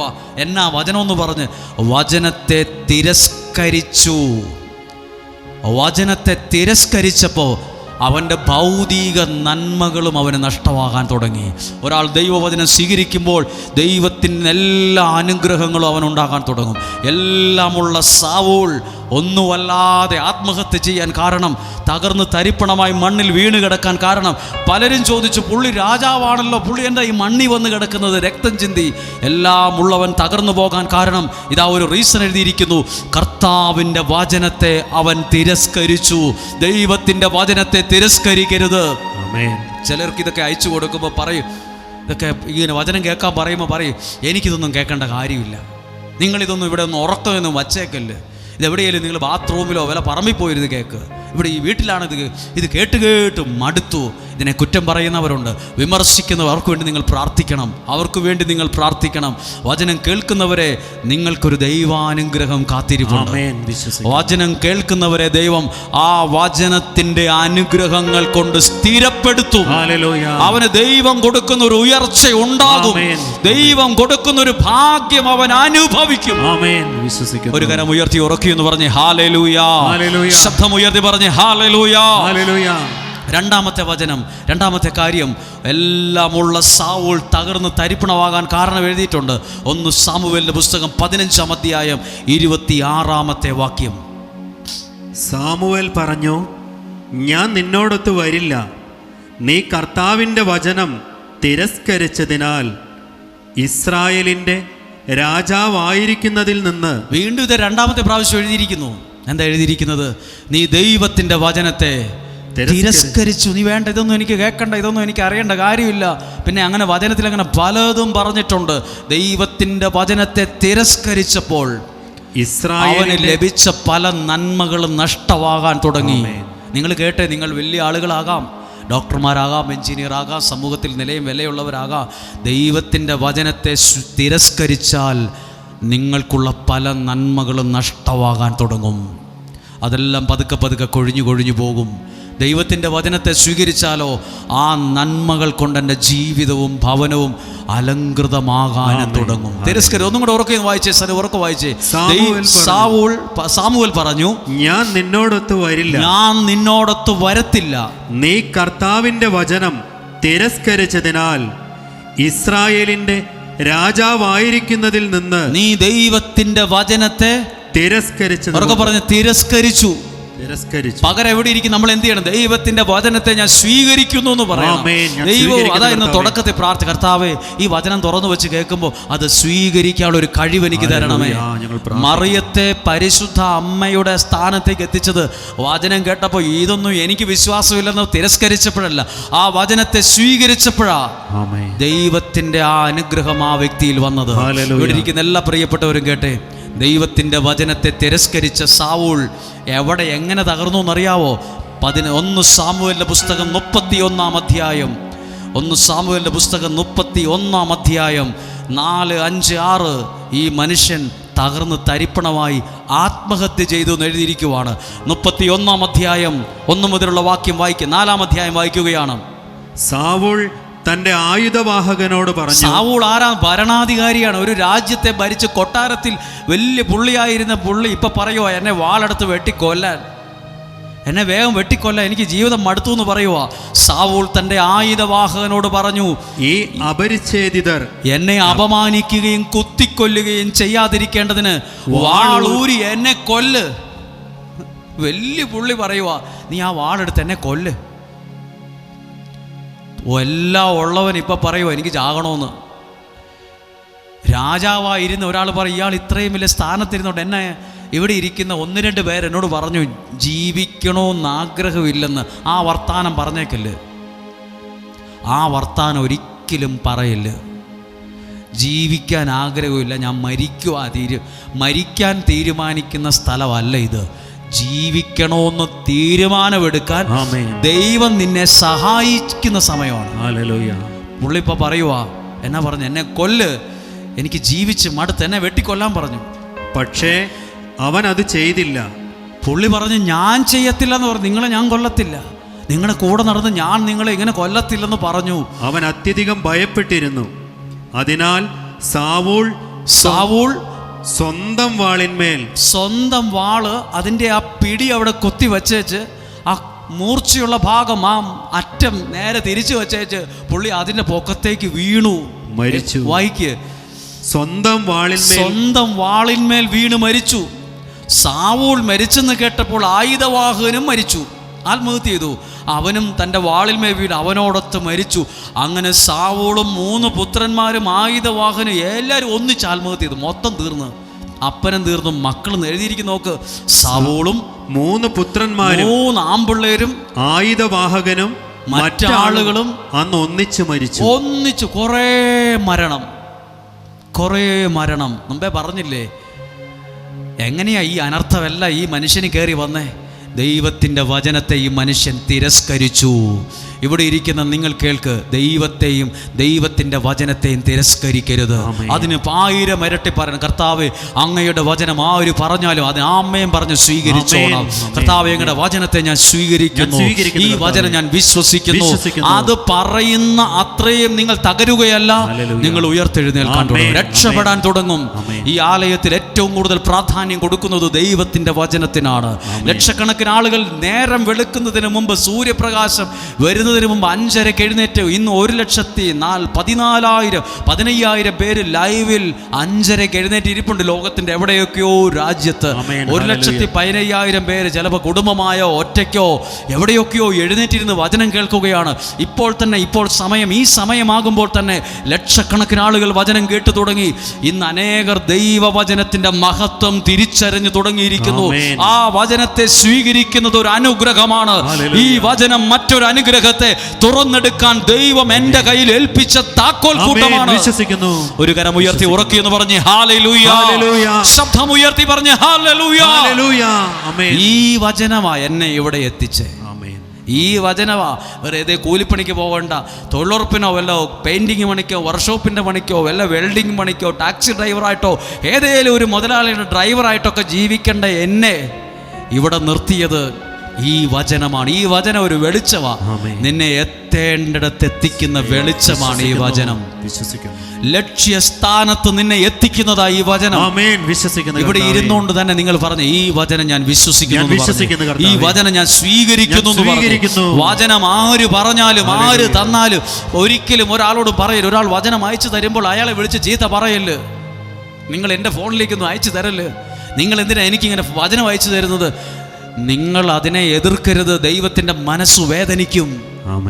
ദൈവവചനം ദൈവം തന്നെയാണ്. അത് ദൈവം എന്നോട് കരുണ കാണിക്കുന്ന സമയമാണ്. ദൈവം ഈ വചനത്തിലൂടെ എന്നിൽ ഇന്ന് ഇടപെടാൻ ആഗ്രഹിക്കുന്നതെങ്കിലോ ഒന്ന് പറഞ്ഞ് ഹല്ലേലൂയ. ഒന്നും കൂടെ കേട്ടെ. എല്ലാം ഉള്ള സാവൂൾ ഇപ്പൊ ആത്മഹത്യ ചെയ്തു. പുള്ളിയുടെ 3 ആൺപിള്ളേരും ആ കൂട്ടത്തിൽ മരിച്ചു. ആയുധവാഹൻ കൂടെ നിന്നവരും ആത്മഹത്യ ചെയ്തു. ഒരുപാട് മരണം ഒരു മണിക്കൂറിനുള്ളിൽ പലരും ആത്മഹത്യ ചെയ്തു. അയ്യോ, എത്രയോ ഉയരത്തിലിരുന്നൊരു മനുഷ്യനാ, രാജാവായിരുന്നൊരു പുള്ളിയാ, ഇപ്പോൾ ഇതാ നിലത്ത് മണ്ണ് പറ്റിക്കിടക്കുന്നു. കൊട്ടാരത്തിൽ തിളങ്ങുന്ന വസ്ത്രം ധരിച്ച് ആയുധവാഹകരുടെ സംരക്ഷണത്തോട് പ്രധാനമന്ത്രി പോലെ ജീവിച്ച മനുഷ്യൻ ഇന്ന് ആത്മഹത്യ ചെയ്യാൻ എന്നാ പറ്റിയാവോ? ഒത്തിരി പേര് ചിന്തിച്ചു കാണും, ഈ പുള്ളിക്ക് എന്നാ പറ്റി? ബൈബിൾ ഒരു വാക്കുണ്ട്, ശക്തന്മാർ വീണുപോയതിൻ്റെ കാരണം അവർ ദൈവവചനത്തെ തിരസ്കരിച്ചതാണ്. നമുക്കൊരു നിമിഷം ഒന്ന് പ്രാർത്ഥിക്കണം. ഈ വചനം പറഞ്ഞൊന്ന് പ്രാർത്ഥിക്കണം. ഈ വചനം ഒരു പ്രസംഗമല്ല, ഈ വചനം ഒരു അനുഗ്രഹമാണ്. ഇതൊരു കേവലം ഒരു പ്രഭാഷണമല്ല. ഒന്ന് എഴുന്നേറ്റ് നിൽക്കാമോ? എല്ലാവരും എഴുന്നേറ്റ് നിൽക്കാമോ? ഈ വചനത്തെ സ്വീകരിക്കാനുള്ള ഒരു കൃപയ്ക്ക് വേണ്ടി ഒന്ന് പ്രാർത്ഥിച്ച്. നിലത്ത് ഇരിക്കുന്നവർക്ക് ചിലപ്പോൾ എഴുന്നേൽക്കാൻ ചില പ്രയാസങ്ങളുണ്ടാകാം. കസേരയിൽ ഇരിക്കുന്നവർക്ക് എളുപ്പമാണ്. എങ്കിലും ഇതൊന്ന് മറന്നു പോകാത്ത വിധത്തിൽ ഒന്ന് മനസ്സിലേക്ക് കൊണ്ടുവന്നൊന്ന് എഴുതി വെച്ച്, ദൈവീകമായ ചില അനുഗ്രഹങ്ങൾ നിങ്ങളിലേക്ക് വരട്ടെ. ക്ഷീണമുള്ളവരും എല്ലാവരും ഒന്ന് കണ്ണുകളൊന്ന് അടച്ചേ.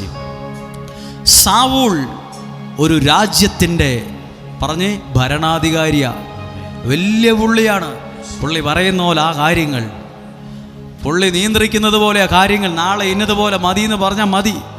പുള്ളിയുടെ കഴുത്തങ്ങ് വെട്ടിക്കൊള്ളാൻ പറഞ്ഞാൽ അങ്ങ് വെട്ടുന്നു. ചോദ്യവും പറച്ചിലൊന്നുമില്ല. വലിയ സ്ഥാനത്തിരുന്ന പുള്ളിയാ. ഭൗതികമായ നന്മകളുണ്ട്, പണമുണ്ട്, സ്വാധീനമുണ്ട്, എവിടെയും അംഗീകാരമുണ്ട്. രാജാക്കന്മാരുമായിട്ട് ആ ബന്ധങ്ങൾ പോലും, അപ്പുറത്തെ രാജാവുമായിട്ട് ബന്ധമുണ്ട്, ഇപ്പുറത്തെ രാജ്യത്തിലെ രാജാവുമായിട്ട് ബന്ധമുണ്ട്. ഇത്രയും വലിയ സ്ഥാനത്തിരിക്കുന്ന പുള്ളി എന്തിനാ ജീവിതം ഇങ്ങനെ അവസാനിപ്പിച്ചേ? പുള്ളി എന്തിനാ ഇങ്ങനെ തകർന്നു നിന്ന് മണ്ണിക്കിടക്കുക? പുള്ളിയുടെ 3 മക്കളും തകർന്നു പോയി. ആയുധവാഹകനും അന്നേരെ പോയി മരിച്ചു. എന്താണാവോ ഇങ്ങനെ കൂട്ടമരണം?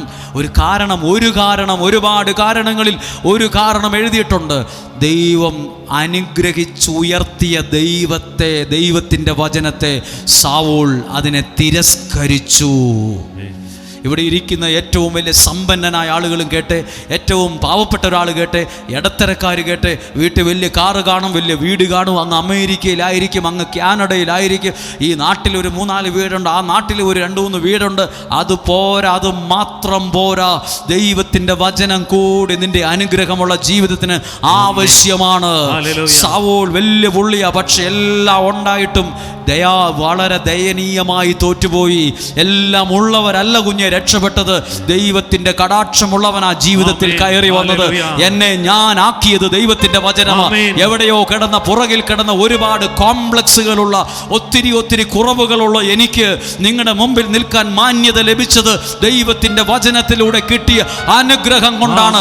എനിക്ക് നല്ല ബോധ്യമുണ്ട്, വചനം നിന്നെ എവിടെയും പുറകിലാക്കുകയില്ല. വചനം നിന്നെ മുമ്പിൽ എത്തിക്കുന്ന വചനമാണ്. വചനം നിന്നെ ഒരുപാട് പേരുടെ പുറകിൽ കൊണ്ട് ഇടിച്ചു താഴ്ത്തുന്നയൊന്നല്ല. അത് ഏറ്റവും പുറകിൽ കിടന്നവനെ പോലും മുൻപന്തിയിൽ എത്തിക്കുന്നതാണ് ദൈവത്തിന്റെ വചനം. നിങ്ങൾ ഈ കാലഘട്ടത്തിൽ എടുത്ത ഏറ്റവും നല്ല തീരുമാനം എന്നറിയാമോ? ദൈവവചനം കേൾക്കാൻ തീരുമാനിച്ചത് തന്നെയാ നിങ്ങളെടുത്ത ഏറ്റവും നല്ല തീരുമാനങ്ങളിൽ ഒന്ന്. ദൈവത്തിന് ഇവിടെ ലോകകാര്യങ്ങളൊന്നും അല്ല പറഞ്ഞത്, ലോകത്തിന്റെ വിശേഷങ്ങൾ. ഞാൻ അങ്ങ് അമേരിക്കയിൽ പോയ കാര്യമല്ല പറഞ്ഞത്, ഞാൻ കാനഡയിൽ പോയ വിവരമല്ല പറഞ്ഞത്, ഞാൻ UK പോയ വിശേഷമല്ല പറഞ്ഞത്. ഞാൻ പറഞ്ഞത് ദൈവവചനത്തിന്റെ ദൈവവാക്കുകളാണ് ഞാൻ നിങ്ങളോട് പ്രസംഗിച്ചത്. ആ പുസ്തകത്തിൽ വായിച്ച കഥയോ ഈ പുസ്തകത്തിൽ വായിച്ച കഥയോ അവിടെ നിന്ന് കേട്ട കുറെ അനുഭവമല്ല, ഇത് ദൈവത്തിന്റെ വാക്കാണ്. സാവൂളിനോട് ഒരു ചോദ്യം ചോദിക്കട്ടെ.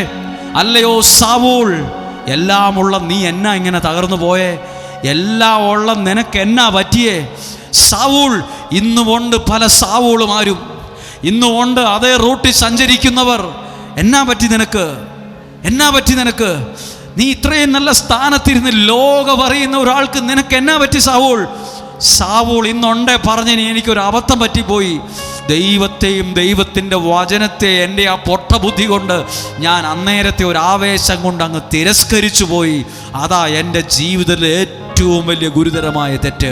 ദൈവത്തിൻ്റെ വചനത്തെ തിരസ്കരിച്ചപ്പോൾ പ്രവാചകൻ സാമുവേൽ പറയുവാണ്, ദൈവത്തിൻ്റെ വചനം നീ തിരസ്കരിച്ചത് കൊണ്ട് ആ സ്ഥാനത്തു നിന്നും ദൈവം നിന്നെ നീക്കിയിരിക്കുന്നു. വേറൊരു വാക്കുണ്ട് കേട്ടോ, കട്ടിയുള്ളൊരു വാക്കുണ്ട്. സാവൂളോട് പറയുവാ, നിന്നെ രാജാവാക്കിയതിൽ ദൈവം ദുഃഖിക്കുന്നു എന്ന്. നിനക്കൊരു അനുഗ്രഹം തന്നതിൻ്റെ പേരിൽ ദൈവം ഒരിക്കലും ദുഃഖിക്കാതിരിക്കട്ടെ. നിനക്ക് സാമ്പത്തികമായ അനുഗ്രഹം തന്നതിൻ്റെ പേരിൽ തന്നവനായി ദൈവം ഒരിക്കലും ദുഃഖിക്കാതിരിക്കട്ടെ. രണ്ട് കരങ്ങൾ ഹൃദയത്തോടൊന്ന് ചേർത്ത് വെച്ച് പ്രിയപ്പെട്ടവരെ, ദൈവവചനത്തെ സ്വീകരിക്കാൻ തയ്യാറായിക്കേ. പരിശുദ്ധ അമ്മ ദൈവദൂതനാൽ ദൈവത്തിൻ്റെ വചനം വന്നപ്പോൾ എന്നാ പറഞ്ഞത്? ആദ്യം ഭയപ്പെട്ടേലും പറഞ്ഞു, ഇതാ നിന്റെ വാക്കിനിൽ നിറവേറട്ടെ. ആ വചനത്തെ സ്വീകരിച്ച മറിയത്തിന് ലഭിച്ചത് ശ്രേഷ്ഠമായൊരു സ്ഥാനമാണ്. സഭയിൽ ലഭിച്ചത് ശ്രേഷ്ഠമായ സ്ഥാനമാണ്. അനേകർ വണങ്ങുന്നതിന്റെ കാരണം ഈ വചനത്തെ സ്വീകരിച്ചതാണ്. വചനം നിനക്ക് നൽകുന്നത് ശ്രേഷ്ഠമായ ഒരു സ്ഥാനമാണ്. രണ്ട് കരങ്ങൾ ഹൃദയത്തോട് ചേർത്ത് വെച്ച്, ഒന്നും അല്ലാത്തവനെ എല്ലാം ആക്കുന്നത് ദൈവത്തിൻ്റെ വചനമാണ്. എല്ലാം ഉള്ള ഒരുത്തൻ ഈ വചനത്തെ അങ്ങ് തിരസ്കരിച്ചു. ഈ വചനത്തെ വിശ്വസിക്കാതെ തള്ളിക്കളഞ്ഞു, തിരസ്കരിച്ചു. എനിക്കിതൊന്നും കേൾക്കണ്ട, ഇതൊന്നും എനിക്ക് ബാധകമല്ല, ഇതൊന്നും എന്നെക്കുറിച്ച്, ഇതൊന്നും എനിക്ക് കേൾക്കണ്ടെന്നൊക്കെ തിരസ്കരിച്ചപ്പോൾ അത് ആ വ്യക്തിക്ക് ലഭിച്ച ഭൗതിക നന്മകൾ ഓരോന്നായി നഷ്ടമാകാൻ തുടങ്ങി. സാവൂള് കൂടെ നിന്ന് ആയുധവാഹകനോട് പറയുക, ആ വാളൂരി എന്നെ കൊല്ലു സുഹൃത്തേ, ആ വാളൂരി എന്നെ വെട്ടിക്കൊല്ല്. പുള്ളി പറഞ്ഞു, ഞാൻ കൊല്ലത്തില്ല നിങ്ങളെ, ഞാനൊന്നും ആ പണി ചെയ്യത്തില്ല. അത് ചെയ്യലെന്ന് കണ്ടപ്പോൾ ആ വാളിൻ്റെ പിടിയുള്ള ഭാഗം നിലത്ത് കുഴിച്ചിട്ട് ആ മനുഷ്യൻ ആ വാളിൻ്റെ മേൽ വീണു. അയാളുടെ 3 മക്കളും ആ ദിവസം തന്നെ മരിച്ചു. കൂട്ടമരണം. മുമ്പേ പറഞ്ഞില്ലേ, കർത്താവേ അങ്ങയുടെ വചനത്തെ സ്വീകരിക്കുന്നു ഞങ്ങളെന്ന് പറ. ഒരനർത്ഥവും നിനക്ക് വരികയല്ല കേട്ടോ, ഒരു തിന്മയും നിനക്ക് വരികയല്ല കേട്ടോ, ഒരു അനർത്ഥവും നിന്റെ കൂടാരത്തെ തൊടിയല്ല കേട്ടോ, ഒരു ദുർമരണവും നിന്റെ വീട്ടിൽ സംഭവിക്കുകയല്ല കേട്ടോ, ഒരു തെറ്റായ തീരുമാനവും നീ എടുക്കുകയല്ല കേട്ടോ, ഒരു തെറ്റായ തീരുമാനവും നീ എടുക്കും. ദൈവവചനം ഉള്ളവന്റെ ഉള്ളിൽ ദൈവമുണ്ട്. ദൈവവചനം ഉള്ളവന്റെ വീട്ടിൽ ദൈവമുണ്ട്. ദൈവവചനം ഉള്ള ബിസിനസ്സുകാരന്റെ ഉള്ളിൽ ദൈവമുണ്ട്. ദൈവവചനമുള്ള ഒരു പുരോഹിതന്റെ അകത്ത് ദൈവമുണ്ട്. ദൈവവചനമുള്ള ഒരു ശുശ്രൂഷകന്റെ അകത്ത് ദൈവമുണ്ട്. ദൈവവചനമുള്ള ഒരു പാട്ടുകാരന്റെ ഉള്ളിൽ ദൈവമുണ്ട്. ദൈവവചനമുള്ള ഒരു മധ്യസ്ഥ പ്രാർത്ഥനക്കാരന്റെ ഉള്ളിൽ ദൈവം വസിക്കുന്നുണ്ട്. രണ്ട് കരങ്ങളെയും ഒന്ന് ഉയർത്തിപ്പിടിക്കാമോ? കർത്താവേ, എനിക്ക് ഒരിക്കലും അങ്ങയുടെ വചനത്തെ തിരസ്കരിക്കാൻ ഇടവരരുതേ. അങ്ങയുടെ വചനത്തെ തിരസ്കരിക്കാൻ എനിക്ക് ഇടവരരുതേ. പ്രാർത്ഥിച്ച് നിങ്ങൾ തന്നെ ചിലപ്പോൾ ഒരു കാലത്ത് പറഞ്ഞിട്ടുണ്ട്, ഈ വചനമൊന്നും എനിക്ക് കേൾക്കേണ്ട കാര്യമില്ല, ഈ വചനമൊക്കെ കേൾക്കാൻ എനിക്ക് തിരക്കാ, എനിക്ക് ബിസിയാന്ന് അറിയാൻ പാടില്ലേ, എനിക്കിതൊന്നും കേൾക്കാൻ എവിടെയാ നേരം? നിന്നെ അനുഗ്രഹത്തിൽ നിന്ന് അനുഗ്രഹത്തിലേക്ക് കയറ്റുന്നത് കുറേ ആളുകളുമായി ബന്ധമല്ല, ഈ ദൈവവചനത്തോടുള്ള നിന്റെ ബന്ധമാണ്. ഈ കരങ്ങൾ ഉയർത്തി നിൽക്കുന്ന നിങ്ങൾ കേട്ട്, ഈ പറയുന്ന എന്നോട് ഒരുപാട് പേര് പറഞ്ഞിട്ടുണ്ട്, നീ രക്ഷപ്പെടിയേല, നിനക്കൊരു കഴകത്വമില്ല, നിനക്കൊരു ഭാഗ്യമില്ലാത്തവനാ എന്നൊക്കെ ഒരുപാട് പേര് പറഞ്ഞപ്പോഴും ഇന്ന് ഒരു ദിവസമെങ്കിലും ഭാഗ്യത്തോടെ നിൽക്കാൻ എനിക്ക് കൃപ തന്നിട്ടുണ്ടെങ്കിൽ അത് എൻ്റെ കഴിവ് കൊണ്ടല്ല, ഈ വചനത്തിൻ്റെ ശക്തി കൊണ്ടാണ്, ഈ വചനത്തിൻ്റെ കഴിവ് കൊണ്ടാണ്. ഈ വചനം ഒരു അനുഗ്രഹം തുറന്നെടുക്കാനുള്ള താക്കോലാണ് ഓരോ വചനവും. രണ്ട് കരങ്ങളും ഉയർത്തി സ്തുതിച്ചെന്ന് പ്രാർത്ഥിച്ച് ഹല്ലേലൂയ. ശബ്ദമുയർത്തി ഹല്ലേലൂയ. വിശ്വാസത്തോടെ വചനത്തെ ഞാൻ തിരസ്കരിക്കുകയില്ല, വചനത്തെ ഞാൻ ഒരിക്കലും തിരസ്കരിക്കുകയില്ല. ഈ വചനം 100-110% ഞാൻ വിശ്വസിച്ച് സ്വീകരിക്കുന്നു. അതെനിക്ക് കൈവരുന്നതോ അനുഗ്രഹത്തിന്റെ മേലൊരനുഗ്രഹം, അനുഗ്രഹത്തിന്റെ മേലൊരനുഗ്രഹം, അനുഗ്രഹത്തിന്റെ മേലനുഗ്രഹം. വിശ്വസിച്ച് പറഞ്ഞ് ഓരോ വചനവും ഒരു അനുഗ്രഹത്തെ തുറന്നെടുക്കുന്ന ദൈവികമായ താക്കോൽ കൂട്ടമാണ്. ഹല്ലേലൂയ. ശബ്ദമുയർത്തി കരമടിച്ചെന്ന് പാടാം. നന്ദി യേശുവേ, നന്ദി യേശുവേ, നീ ചെയ്ത നന്മകൾ ഒരായിരം നന്ദി. ചേർന്ന് പാടാമോ? നന്ദി യേശുവേ, നീ ചെയ്ത നന്മകൾ ഒരായിരം നന്ദി. ശക്തിയാലല്ല, കൈയുടെ ബലത്താലല്ല, നിന്ദയല്ലയോ എന്നെ നടത്തിയത്. ആമേൻ. ശക്തിയാലല്ല, കൈയുടെ ബലത്താലല്ല, നിന്ദയല്ലയോ എന്നെ നടത്തിയത്. നിന്നത് കൃപയാൽ, കൃപയാൽ, ദൈവ കൃപയാൽ. പാടാമോ? കൃപയാൽ, കൃപയാൽ, ദൈവ കൃപയാൽ. നിർന്നിടും ദയയാ, ദയയാ, നിത്യദയയാ. എല്ലാവരും വിശ്വസിക്കുന്നു. മറയ്ക്കും പോലെ പാടാമോ? ഒഴിതൻ കുഞ്ഞിനെ ചിറകടിയിൽ മറയ്ക്കും പോലെ കഴുകന്തൻ കുഞ്ഞിനെ ചിറകിന്നിതേ വഹിക്കുമ്പോൾ. കരമടിച്ചു പാടിയേ. കഴുകന്തൻ കുഞ്ഞിനെ ചിറകടിതേ വഹിക്കും പോലെ. എണ്ണിയാ തീരാത്ത നന്മകൾ, ചൊല്ലിയാ തീരാത്ത നന്മകൾ. എണ്ണിയാ തീരാത്ത നന്മകൾ, ചൊല്ലിയാ കരമുയർത്തി അടിച്ചൊന്ന് പാടി. നന്ദി യേശുവേ, നന്ദി യേശുവേ, നീ ചെയ്ത നന്മകൾ ഒരായിരം നന്ദി. പാടിക്കേ. നന്ദി യേശുവേ, നന്ദി യേശുവേ, നീ ചെയ്ത നന്മകൾ ഒരായിരം. കരങ്ങൾ വീശി പാടി. നന്ദി യേശുവല്ല, കൈയുടെ ബലത്താലല്ല, നിന്ദയല്ലയോ എന്നെ നടത്തിയ. കരങ്ങൾ താഴ്ത്തി അടിച്ച്. കൈയുടെ ബലത്താലല്ല, നിന്ദയല്ലയോ എന്നെ നടത്തിയത്. നിന്നത് കൃപയാൽ, കൃപയാൽ, ദൈവ കൃപയാൽ. പാടാമോ? ദയയാൽ, നിത്യദയയാ. നിന്നത് കൃപയാൽ, കൃപയാൽ, ദൈവ കൃപയാൽ. നിർത്തിടും ദയയാൽ, ദയയാൽ നിത്യ. കരമുയർത്തി അടിച്ച്. നന്ദി യേശുവേ, നന്ദി യേശുവേ, നീ ചെയ്ത നന്മകൾ ഒരായിരം നന്ദി.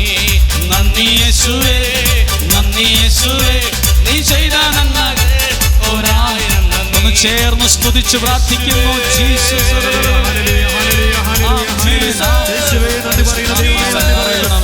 പരിശുദ്ധാത്മാവേ നിറയണമേ, പരിശുദ്ധാത്മാവേ നിറയണമേ, പരിശുദ്ധാത്മാവേ നിറയണമേ.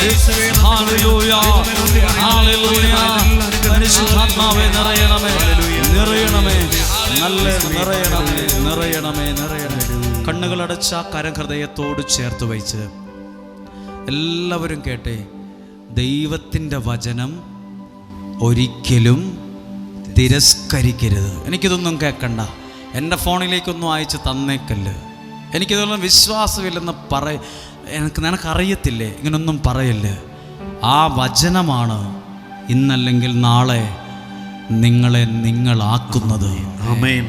നിന്നെ ഒരു അനുഗ്രഹത്തിലേക്ക് കൈപിടിച്ചു നടത്തുന്നത് ഈ വചനത്തിലൂടെ. തകർന്നു പോകേണ്ട സ്ഥലത്തും സ്ഥാനത്തും തകരാതെ നിർത്തിയത് ഈ വചനമാണ്. ഈ വചനം നിനക്ക് രക്ഷപ്പെടാനുള്ള വെളിച്ചമാണ്. വിശ്വസിക്കുന്ന കർത്താവേ, എല്ലാമുള്ള സാവൂൾ ഒന്നും അല്ലാണ്ടായിപ്പോയി. ഇന്ന് ആത്മഹത്യ ചെയ്ത് മണ്ണിൽ കിടക്കുക. കുറേ ആൾക്കാരെടുത്ത് കുഴിച്ചിട്ടു. ശൗലിനെ ആഘോഷമായൊരു ശവടക്കമൊക്കെ കിട്ടേണ്ടത് അതുപോലും കിട്ടിയില്ല. ഒന്നും അല്ലാതായിപ്പോയി. ആളുകളൊക്കെ ഇങ്ങനെ ചിന്തിച്ചു, എന്നാ പറ്റി പുള്ളിക്ക്? ദൈവത്തിൻ്റെ വചനത്തെ തിരസ്കരിക്കുമ്പോഴാണ് നിനക്കുള്ള നന്മകൾ നഷ്ടമാകുന്നത്.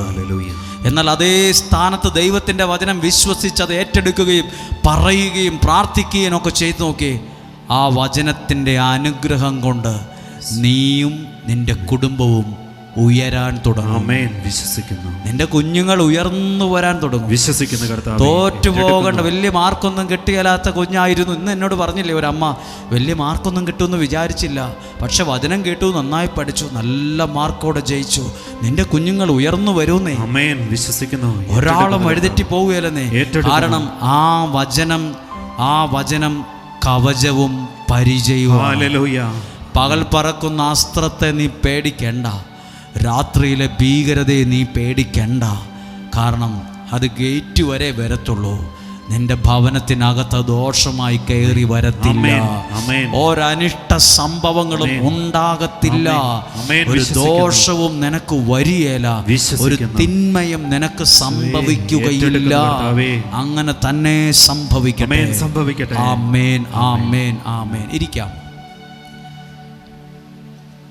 ഹല്ലേലൂയ. ഞാനൊരു ഇന്ന് ഒരുങ്ങിയ വചനത്തിൻ്റെ ഒരു ഭാഗം ആ രീതിയിലൊന്ന് പ്രസംഗിച്ചതാണ്. ഇന്നലെയും ഇന്നും ആളുകൾ ധാരാളം പ്രാർത്ഥനയിൽ ഇവിടെ പങ്കെടുത്തു. നിങ്ങളിവിടെ വന്ന് പ്രാർത്ഥിക്കുമ്പോൾ നല്ലത് മാത്രം എടുത്താൽ മതി കേട്ടോ. നിങ്ങൾക്കാവശ്യമായ നന്മ എടുത്താൽ മതി.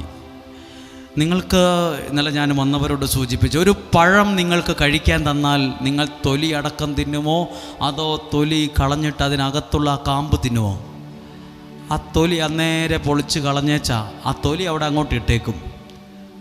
ഇതുപോലെ ഇവിടെ പ്രാർത്ഥിക്കാൻ വരുമ്പോഴും എല്ലാം ഒന്നും എടുക്കണ്ട കേട്ടോ. ഇവിടെയുണ്ട് കുറേ തൊലി, അത് കളഞ്ഞേരെ. ചിലത് നിങ്ങൾക്കുള്ളതാണ്, അതെടുത്താൽ മതി.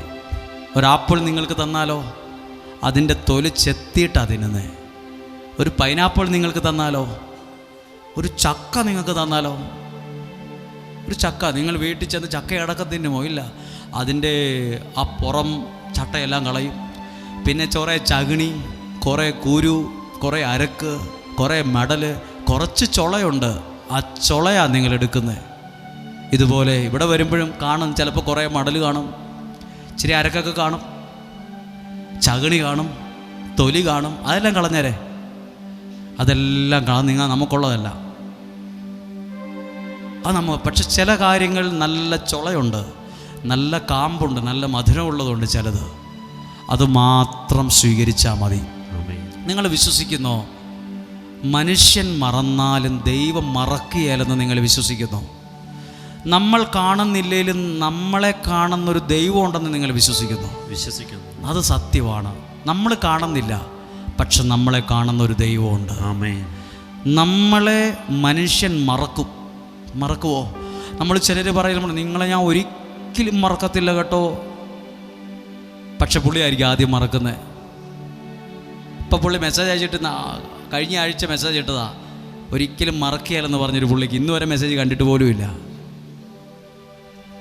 പണ്ട് മെസ്സേജ് അയക്കുന്ന പാടെ മറുപടി വരുന്നത്. ഇപ്പം പുള്ളി എന്നോട് പറഞ്ഞു ഒരിക്കലും മറക്കുകയായിരുന്നു. പുള്ളി ഇപ്പം മറന്നിട്ടിരിക്കുക.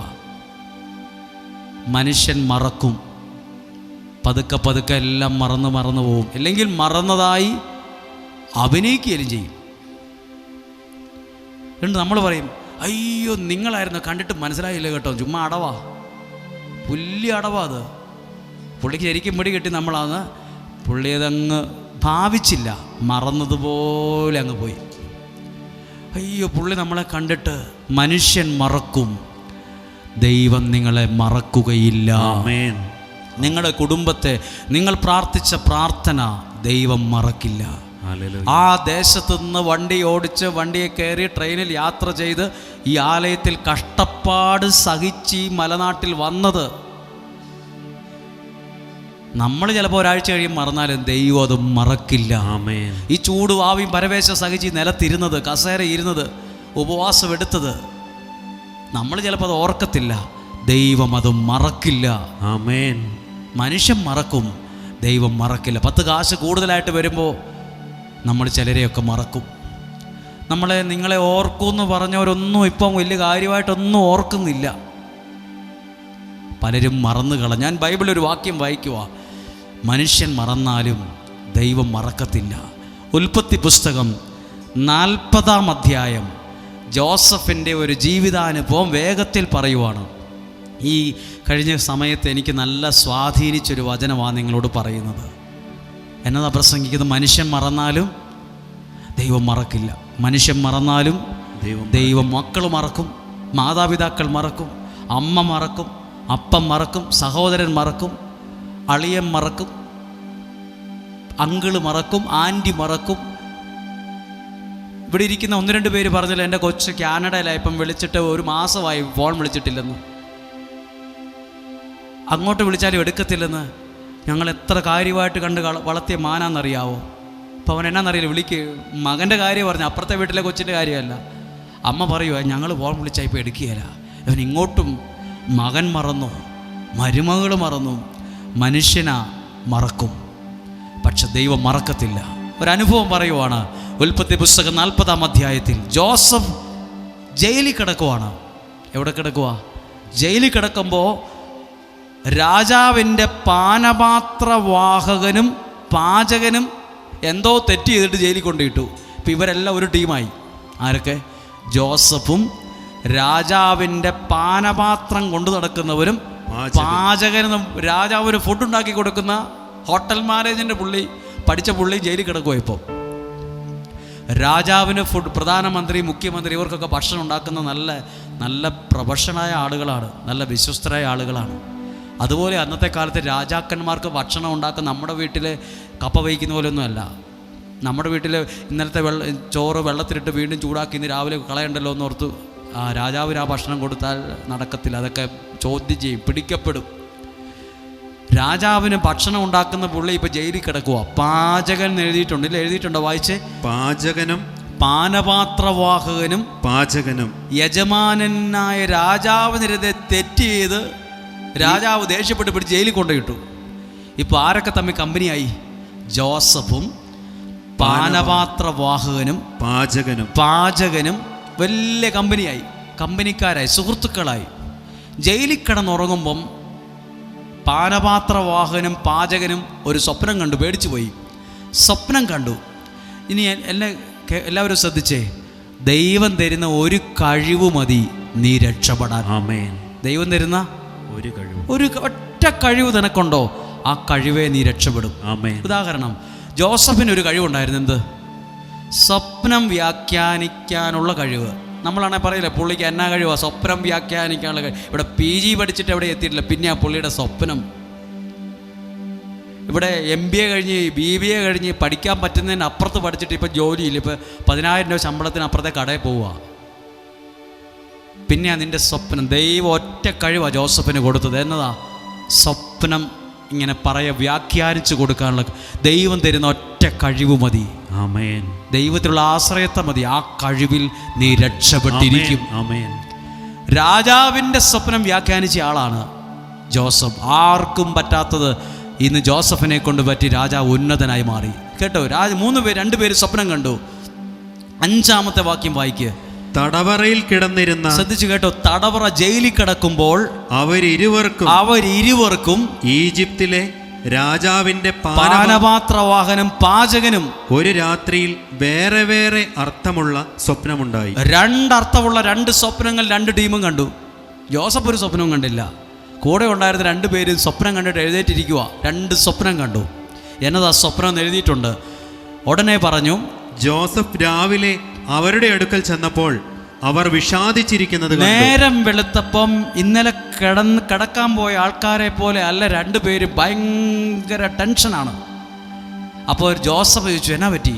എന്തുവാ ടെൻഷൻ ഉണ്ടല്ലോ, എന്തോ ഒരു ടെൻഷൻ ഉണ്ടല്ലോ. അപ്പോൾ അവർ പറഞ്ഞു, ഞങ്ങളൊരു സ്വപ്നം കണ്ട് ആകപ്പാടെ ടെൻഷനായിട്ടിരിക്കുക. അപ്പോൾ ജോസഫ് പറഞ്ഞു, എന്നോ ആ സ്വപ്നം കേട്ടോ? അവർ പറഞ്ഞു, ഞങ്ങൾ 2 പേരും സ്വപ്നം കണ്ടു, അവയെ വ്യാഖ്യാനിക്കാൻ ആരുമില്ല. ജോസഫ് പറഞ്ഞു, വ്യാഖ്യാനം ദൈവത്തിൻ്റേതല്ലേ? സ്വപ്നം ഇങ്ങ് പറ. വ്യാഖ്യാനിക്കുന്ന ദൈവമല്ലേ? നിങ്ങൾ സ്വപ്നം പറ, നിങ്ങൾ ടെൻഷൻ ആകാണ്ടിരിക്കുക. സ്വപ്നം ഇങ്ങോട്ട് പറയാൻ പറഞ്ഞു. ഉടനെ സ്വപ്നം പറയാ. പാനപാത്ര ചുമക്കുന്നവൻ, പാനപാത്രം വാഹകൻ തന്റെ സ്വപ്നം പുള്ളിയോട് പറഞ്ഞു. സ്വപ്നം കേട്ടോ? ഞാനൊരു മുന്തിരിവള്ളി സ്വപ്നം കണ്ടു. ഞാനൊരു മുന്തിരിവള്ളി സ്വപ്നം കണ്ടു. അതിനകത്ത് തന്നെ പ്രത്യേകത, അതിൽ 3 ശിഖരങ്ങളുണ്ട്. ഒരു മുന്തിരിവള്ളി സ്വപ്നമാണ്, 3 ശിഖരങ്ങളും ഉണ്ട്. അത് മൊട്ടിട്ട ഉടനെ പുഷ്പിച്ച് കുലകളിൽ മുന്തിരിപ്പഴങ്ങൾ പാകമായി. അത് മൊട്ടിട്ട ഉടനെ പൂവായി കായായി മുന്തിരി പഴുത്ത് അത് നല്ല ഒരു സംവിധാനമായി മാറി, കാണാൻ കൊള്ളുന്നൊരു അവസ്ഥയിലെത്തി. മുന്തിരി ഉടനെ പെട്ടെന്ന് മൊട്ടിട്ട് പൂവിട്ട് പഴുത്ത് മുന്തിരി കൊലയായി നിൽക്കുവാണ്. ഫറവോയുടെ പാനപാത്രം എൻ്റെ കയ്യിലുണ്ടായിരുന്നു. പാനപാത്രവാഹകൻ കണ്ടു, കയ്യിലിരിക്കുന്ന ഒരു പാനപാത്രം കണ്ടു. പുള്ളി ആ മുന്തിരി കുറച്ചെണ്ണം സ്വപ്നത്തിൽ പറിച്ചിട്ട് ആ പാത്രത്തിലിട്ട് തിരുമി ജ്യൂസാക്കി പിഴിഞ്ഞ് കൊണ്ടുപോയി കൊടുത്തു. വായിക്കുക. മുന്തിരിപ്പഴങ്ങൾ എടുത്ത് പിഴിഞ്ഞ് പാനപാത്രത്തിൽ ഒഴിച്ച് അവന് കൊടുത്തു. ഇതാണ് സ്വപ്നം. ഇതിനകത്ത് എന്നാ ഉള്ളത്? ജോസഫ് പറഞ്ഞു, 3 ശകരങ്ങൾ നീ കണ്ടില്ലേ? അത് 3 ദിവസമാണ്. 3 ദിവസത്തിനകം നിന്നെ ജയിലിൽ നിന്ന് രാജാവ് പുറത്തിറക്കി നീ യഥാസ്ഥാനത്ത് വീണ്ടും കയറും, പാനപാത്ര വാഹകനാകൂന്ന് പറഞ്ഞു. ഇതാ നിന്റെ സ്വപ്നം എന്ന് പറഞ്ഞു. വായിക്കാം. 3 ശാഖകൾ 3 ദിവസങ്ങളാണ്. 3 ശാഖകൾ 3 ദിവസമാണ്. 3 ദിവസത്തിനകം ഫറവോ നിന്നെ ഉദ്യോഗത്തിൽ വീണ്ടും നിന്നെ പാനപാത്രവാഹനായി തിരിച്ചു കയറ്റുമെന്ന് പറഞ്ഞു. നീ പഴയ സ്ഥാനത്തെത്തും. ഇനി അടുത്ത കാര്യം പറയാൻ വേണ്ടിയാ വായിച്ചത്.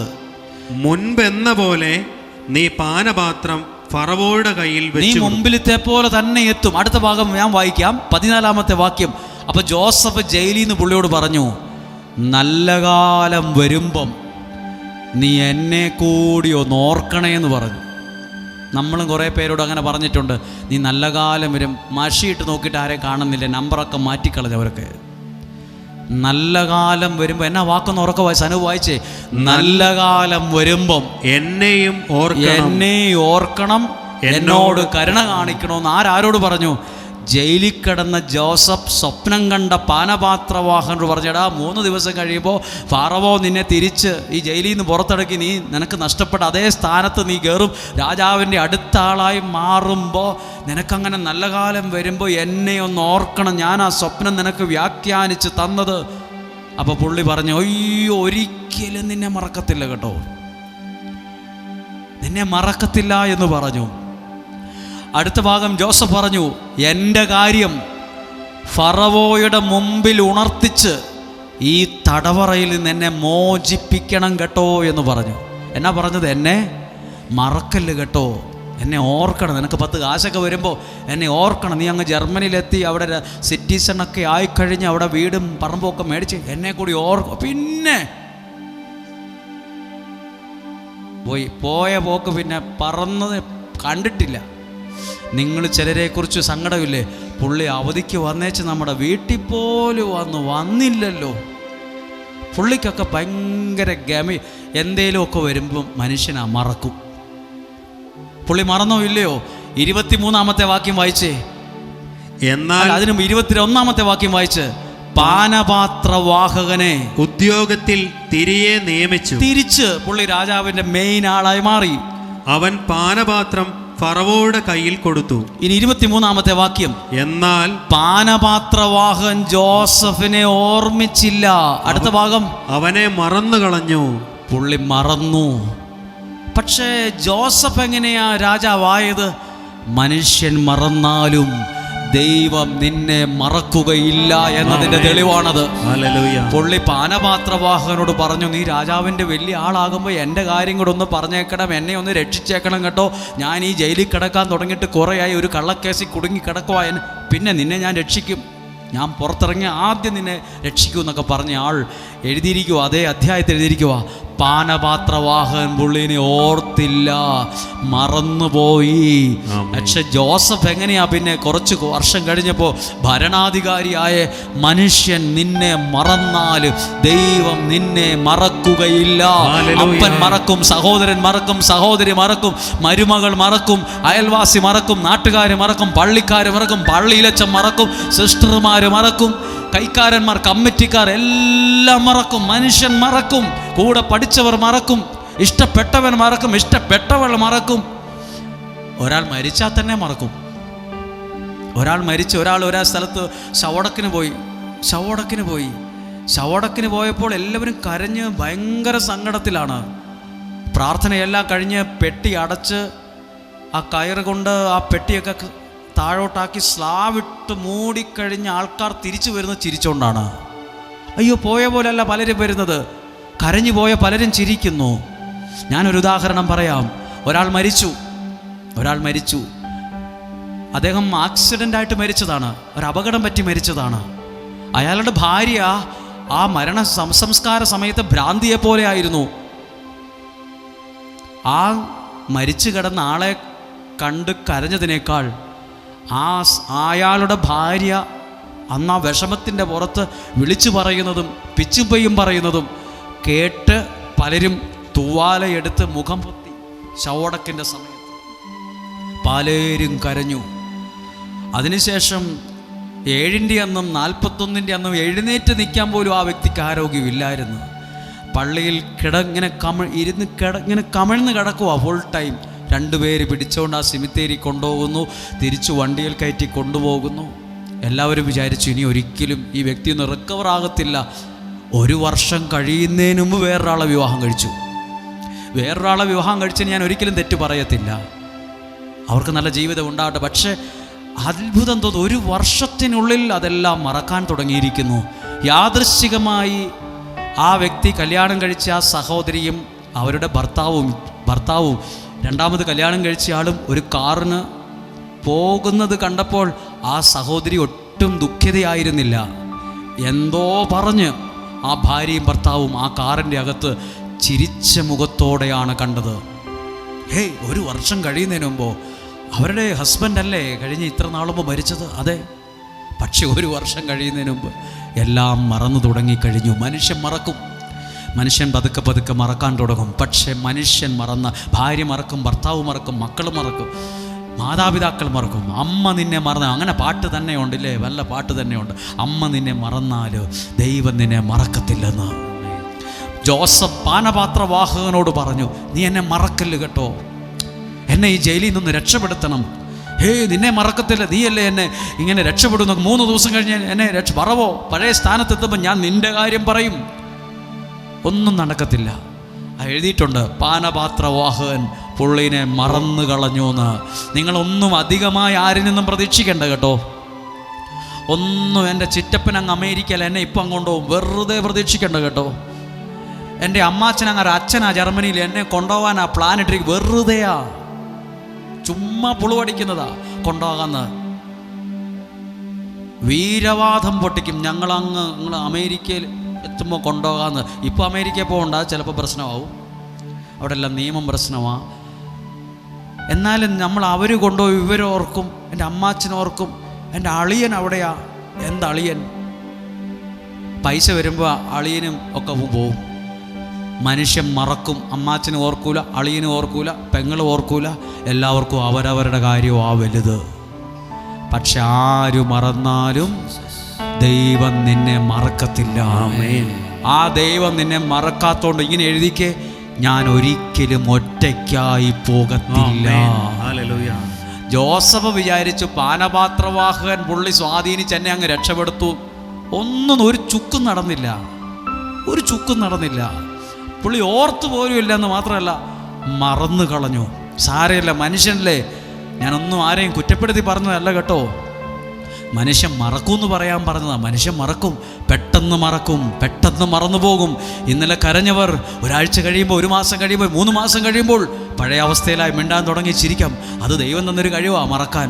പക്ഷെ മനുഷ്യൻ മറന്നാൽ ദൈവം നിന്നെ മറക്കത്തില്ല. ആ ഇരിക്കുന്ന കസേരയിലോ നിലത്തോ വരുന്ന ആ കണ്ണുകളൊന്ന് അടച്ച് ജോസഫിൻ്റെ ജീവിതത്തെ ഒന്ന് ആലോചിക്കട്ടെ. ജോസഫ് പാനപാത്രവാഹകൻ ഓർത്തില്ല. പിന്നെ എങ്ങനെയാ ജോസഫ് ഭരണാധികാരിയായി കസേരയിലെത്തിയത്? ദൈവം അവനെ മറന്നില്ല. പാനപാത്രവാഹകൻ ഓർത്തോണ്ടല്ല പുള്ളി അവിടെ എത്തിയത്, ദൈവം അവനെ ഓർത്തു. ദൈവം നിന്റെ കഷ്ടപ്പാടിനെ ഓർക്കും. സഹോദര സഹോദരി, നിലത്തിരുന്ന് വചനം കേൾക്കുന്നവർ, പ്രിയപ്പെട്ടവരിലെ, നിലത്തിരുന്ന് നിങ്ങളെ ദൈവം ഓർക്കും കേട്ടോ. അവിടെ നിന്നോണ്ട് ഈ മണിക്കൂർ സമയം നിന്നോണ്ട് വചനം കേൾക്കുന്ന സഹോദരന്മാരുണ്ട്, ചില അമ്മമാരുണ്ട്, പുറത്ത് നിൽക്കുന്നവർ, താഴെ നിൽക്കുന്നവർ, വരാന്തയിൽ നിൽക്കുന്നവർ, നിങ്ങളെ ദൈവം ഓർക്കും കേട്ടോ. ഈ വചനം കേട്ട കാരണത്താൽ ദൈവം നിന്നെ ഓർക്കും. പ്രാർത്ഥിച്ച കാരണത്താൽ ദൈവം നിന്നെ ഓർക്കും. കണ്ണുനീരോടെ കഷ്ടപ്പാട് സഹിച്ച് ദൂരെ നിന്ന് യാത്ര ചെയ്ത് വാഹനത്തിൽ കയറി ക്ഷീണമുള്ള ശരീരത്തോടും ക്ഷീണമുള്ള മനസ്സോടുകൂടി ഇരിക്കുന്ന, ഇങ്ങനെ വചനം ദാഹത്തോടെ കേൾക്കുന്ന നിന്നെ ദൈവം മറന്ന് കളയില്ലെന്നാ പ്രസംഗിക്കുന്നത്. മനുഷ്യൻ, കൂടപ്പിറപ്പ്, ബന്ധുക്കൾ, സഹപാഠികൾ, പള്ളിക്കാർ, പള്ളിയിലച്ചന്മാർ, ശുശ്രൂഷകർ, സമർപ്പിതർ, ധ്യാന കേന്ദ്രങ്ങൾ, എല്ലാവരും ചിലപ്പോൾ മറക്കും. പലരും മറക്കും, എല്ലാം മറക്കും. പ്രസംഗിക്കുന്ന ഞാൻ തന്നെ ചിലപ്പോൾ മറന്നുപോകും. പക്ഷെ മനുഷ്യൻ മറന്നാലും, ധ്യാനഗുരു മറന്നാലും, ശുശ്രൂഷകൻ മറന്നാലും, പള്ളിയിലച്ചൻ മറന്നാലും, എത്ര വലിയ ആളുകൾ മറന്നാലും ഈ ഒരു കാര്യം മനസ്സിൻ്റെ അകത്ത് ഒരു കൽപ്പലകകളിൽ എന്നപോലെ എഴുതിയിട്ട്, മനുഷ്യൻ മറന്നാലും എന്നെ മറക്കാത്തൊരു ദൈവമുണ്ട്, എന്നെ ഓർക്കുന്നൊരു ദൈവമുണ്ട്. ഞാൻ ഒരിക്കലും ഒറ്റയ്ക്കായി പോകത്തില്ല, ഞാൻ ഒരിക്കലും എവിടെയും തകർന്നു പോകത്തില്ല. എന്നെ ഓർക്കുന്നൊരു ദൈവമുണ്ട്, എന്റെ കുടുംബത്തെ ഓർക്കുന്നൊരു ദൈവമുണ്ട്. പാട്ടുകാരനോട് ചേർന്നൊന്ന് പാടി നോക്കിക്കേ ഈ പാട്ട്. ആരു മറന്നാലും മറക്കാത്തവൻ, അന്ത്യത്തോളം കൂടെയുള്ളവൻ. അർത്ഥം അറിഞ്ഞു പാടാമോ? ആരു മറന്നാലും മറക്കാത്തവൻ, എത്ര നാൾ? അന്ത്യത്തോളം കൂടെയുള്ള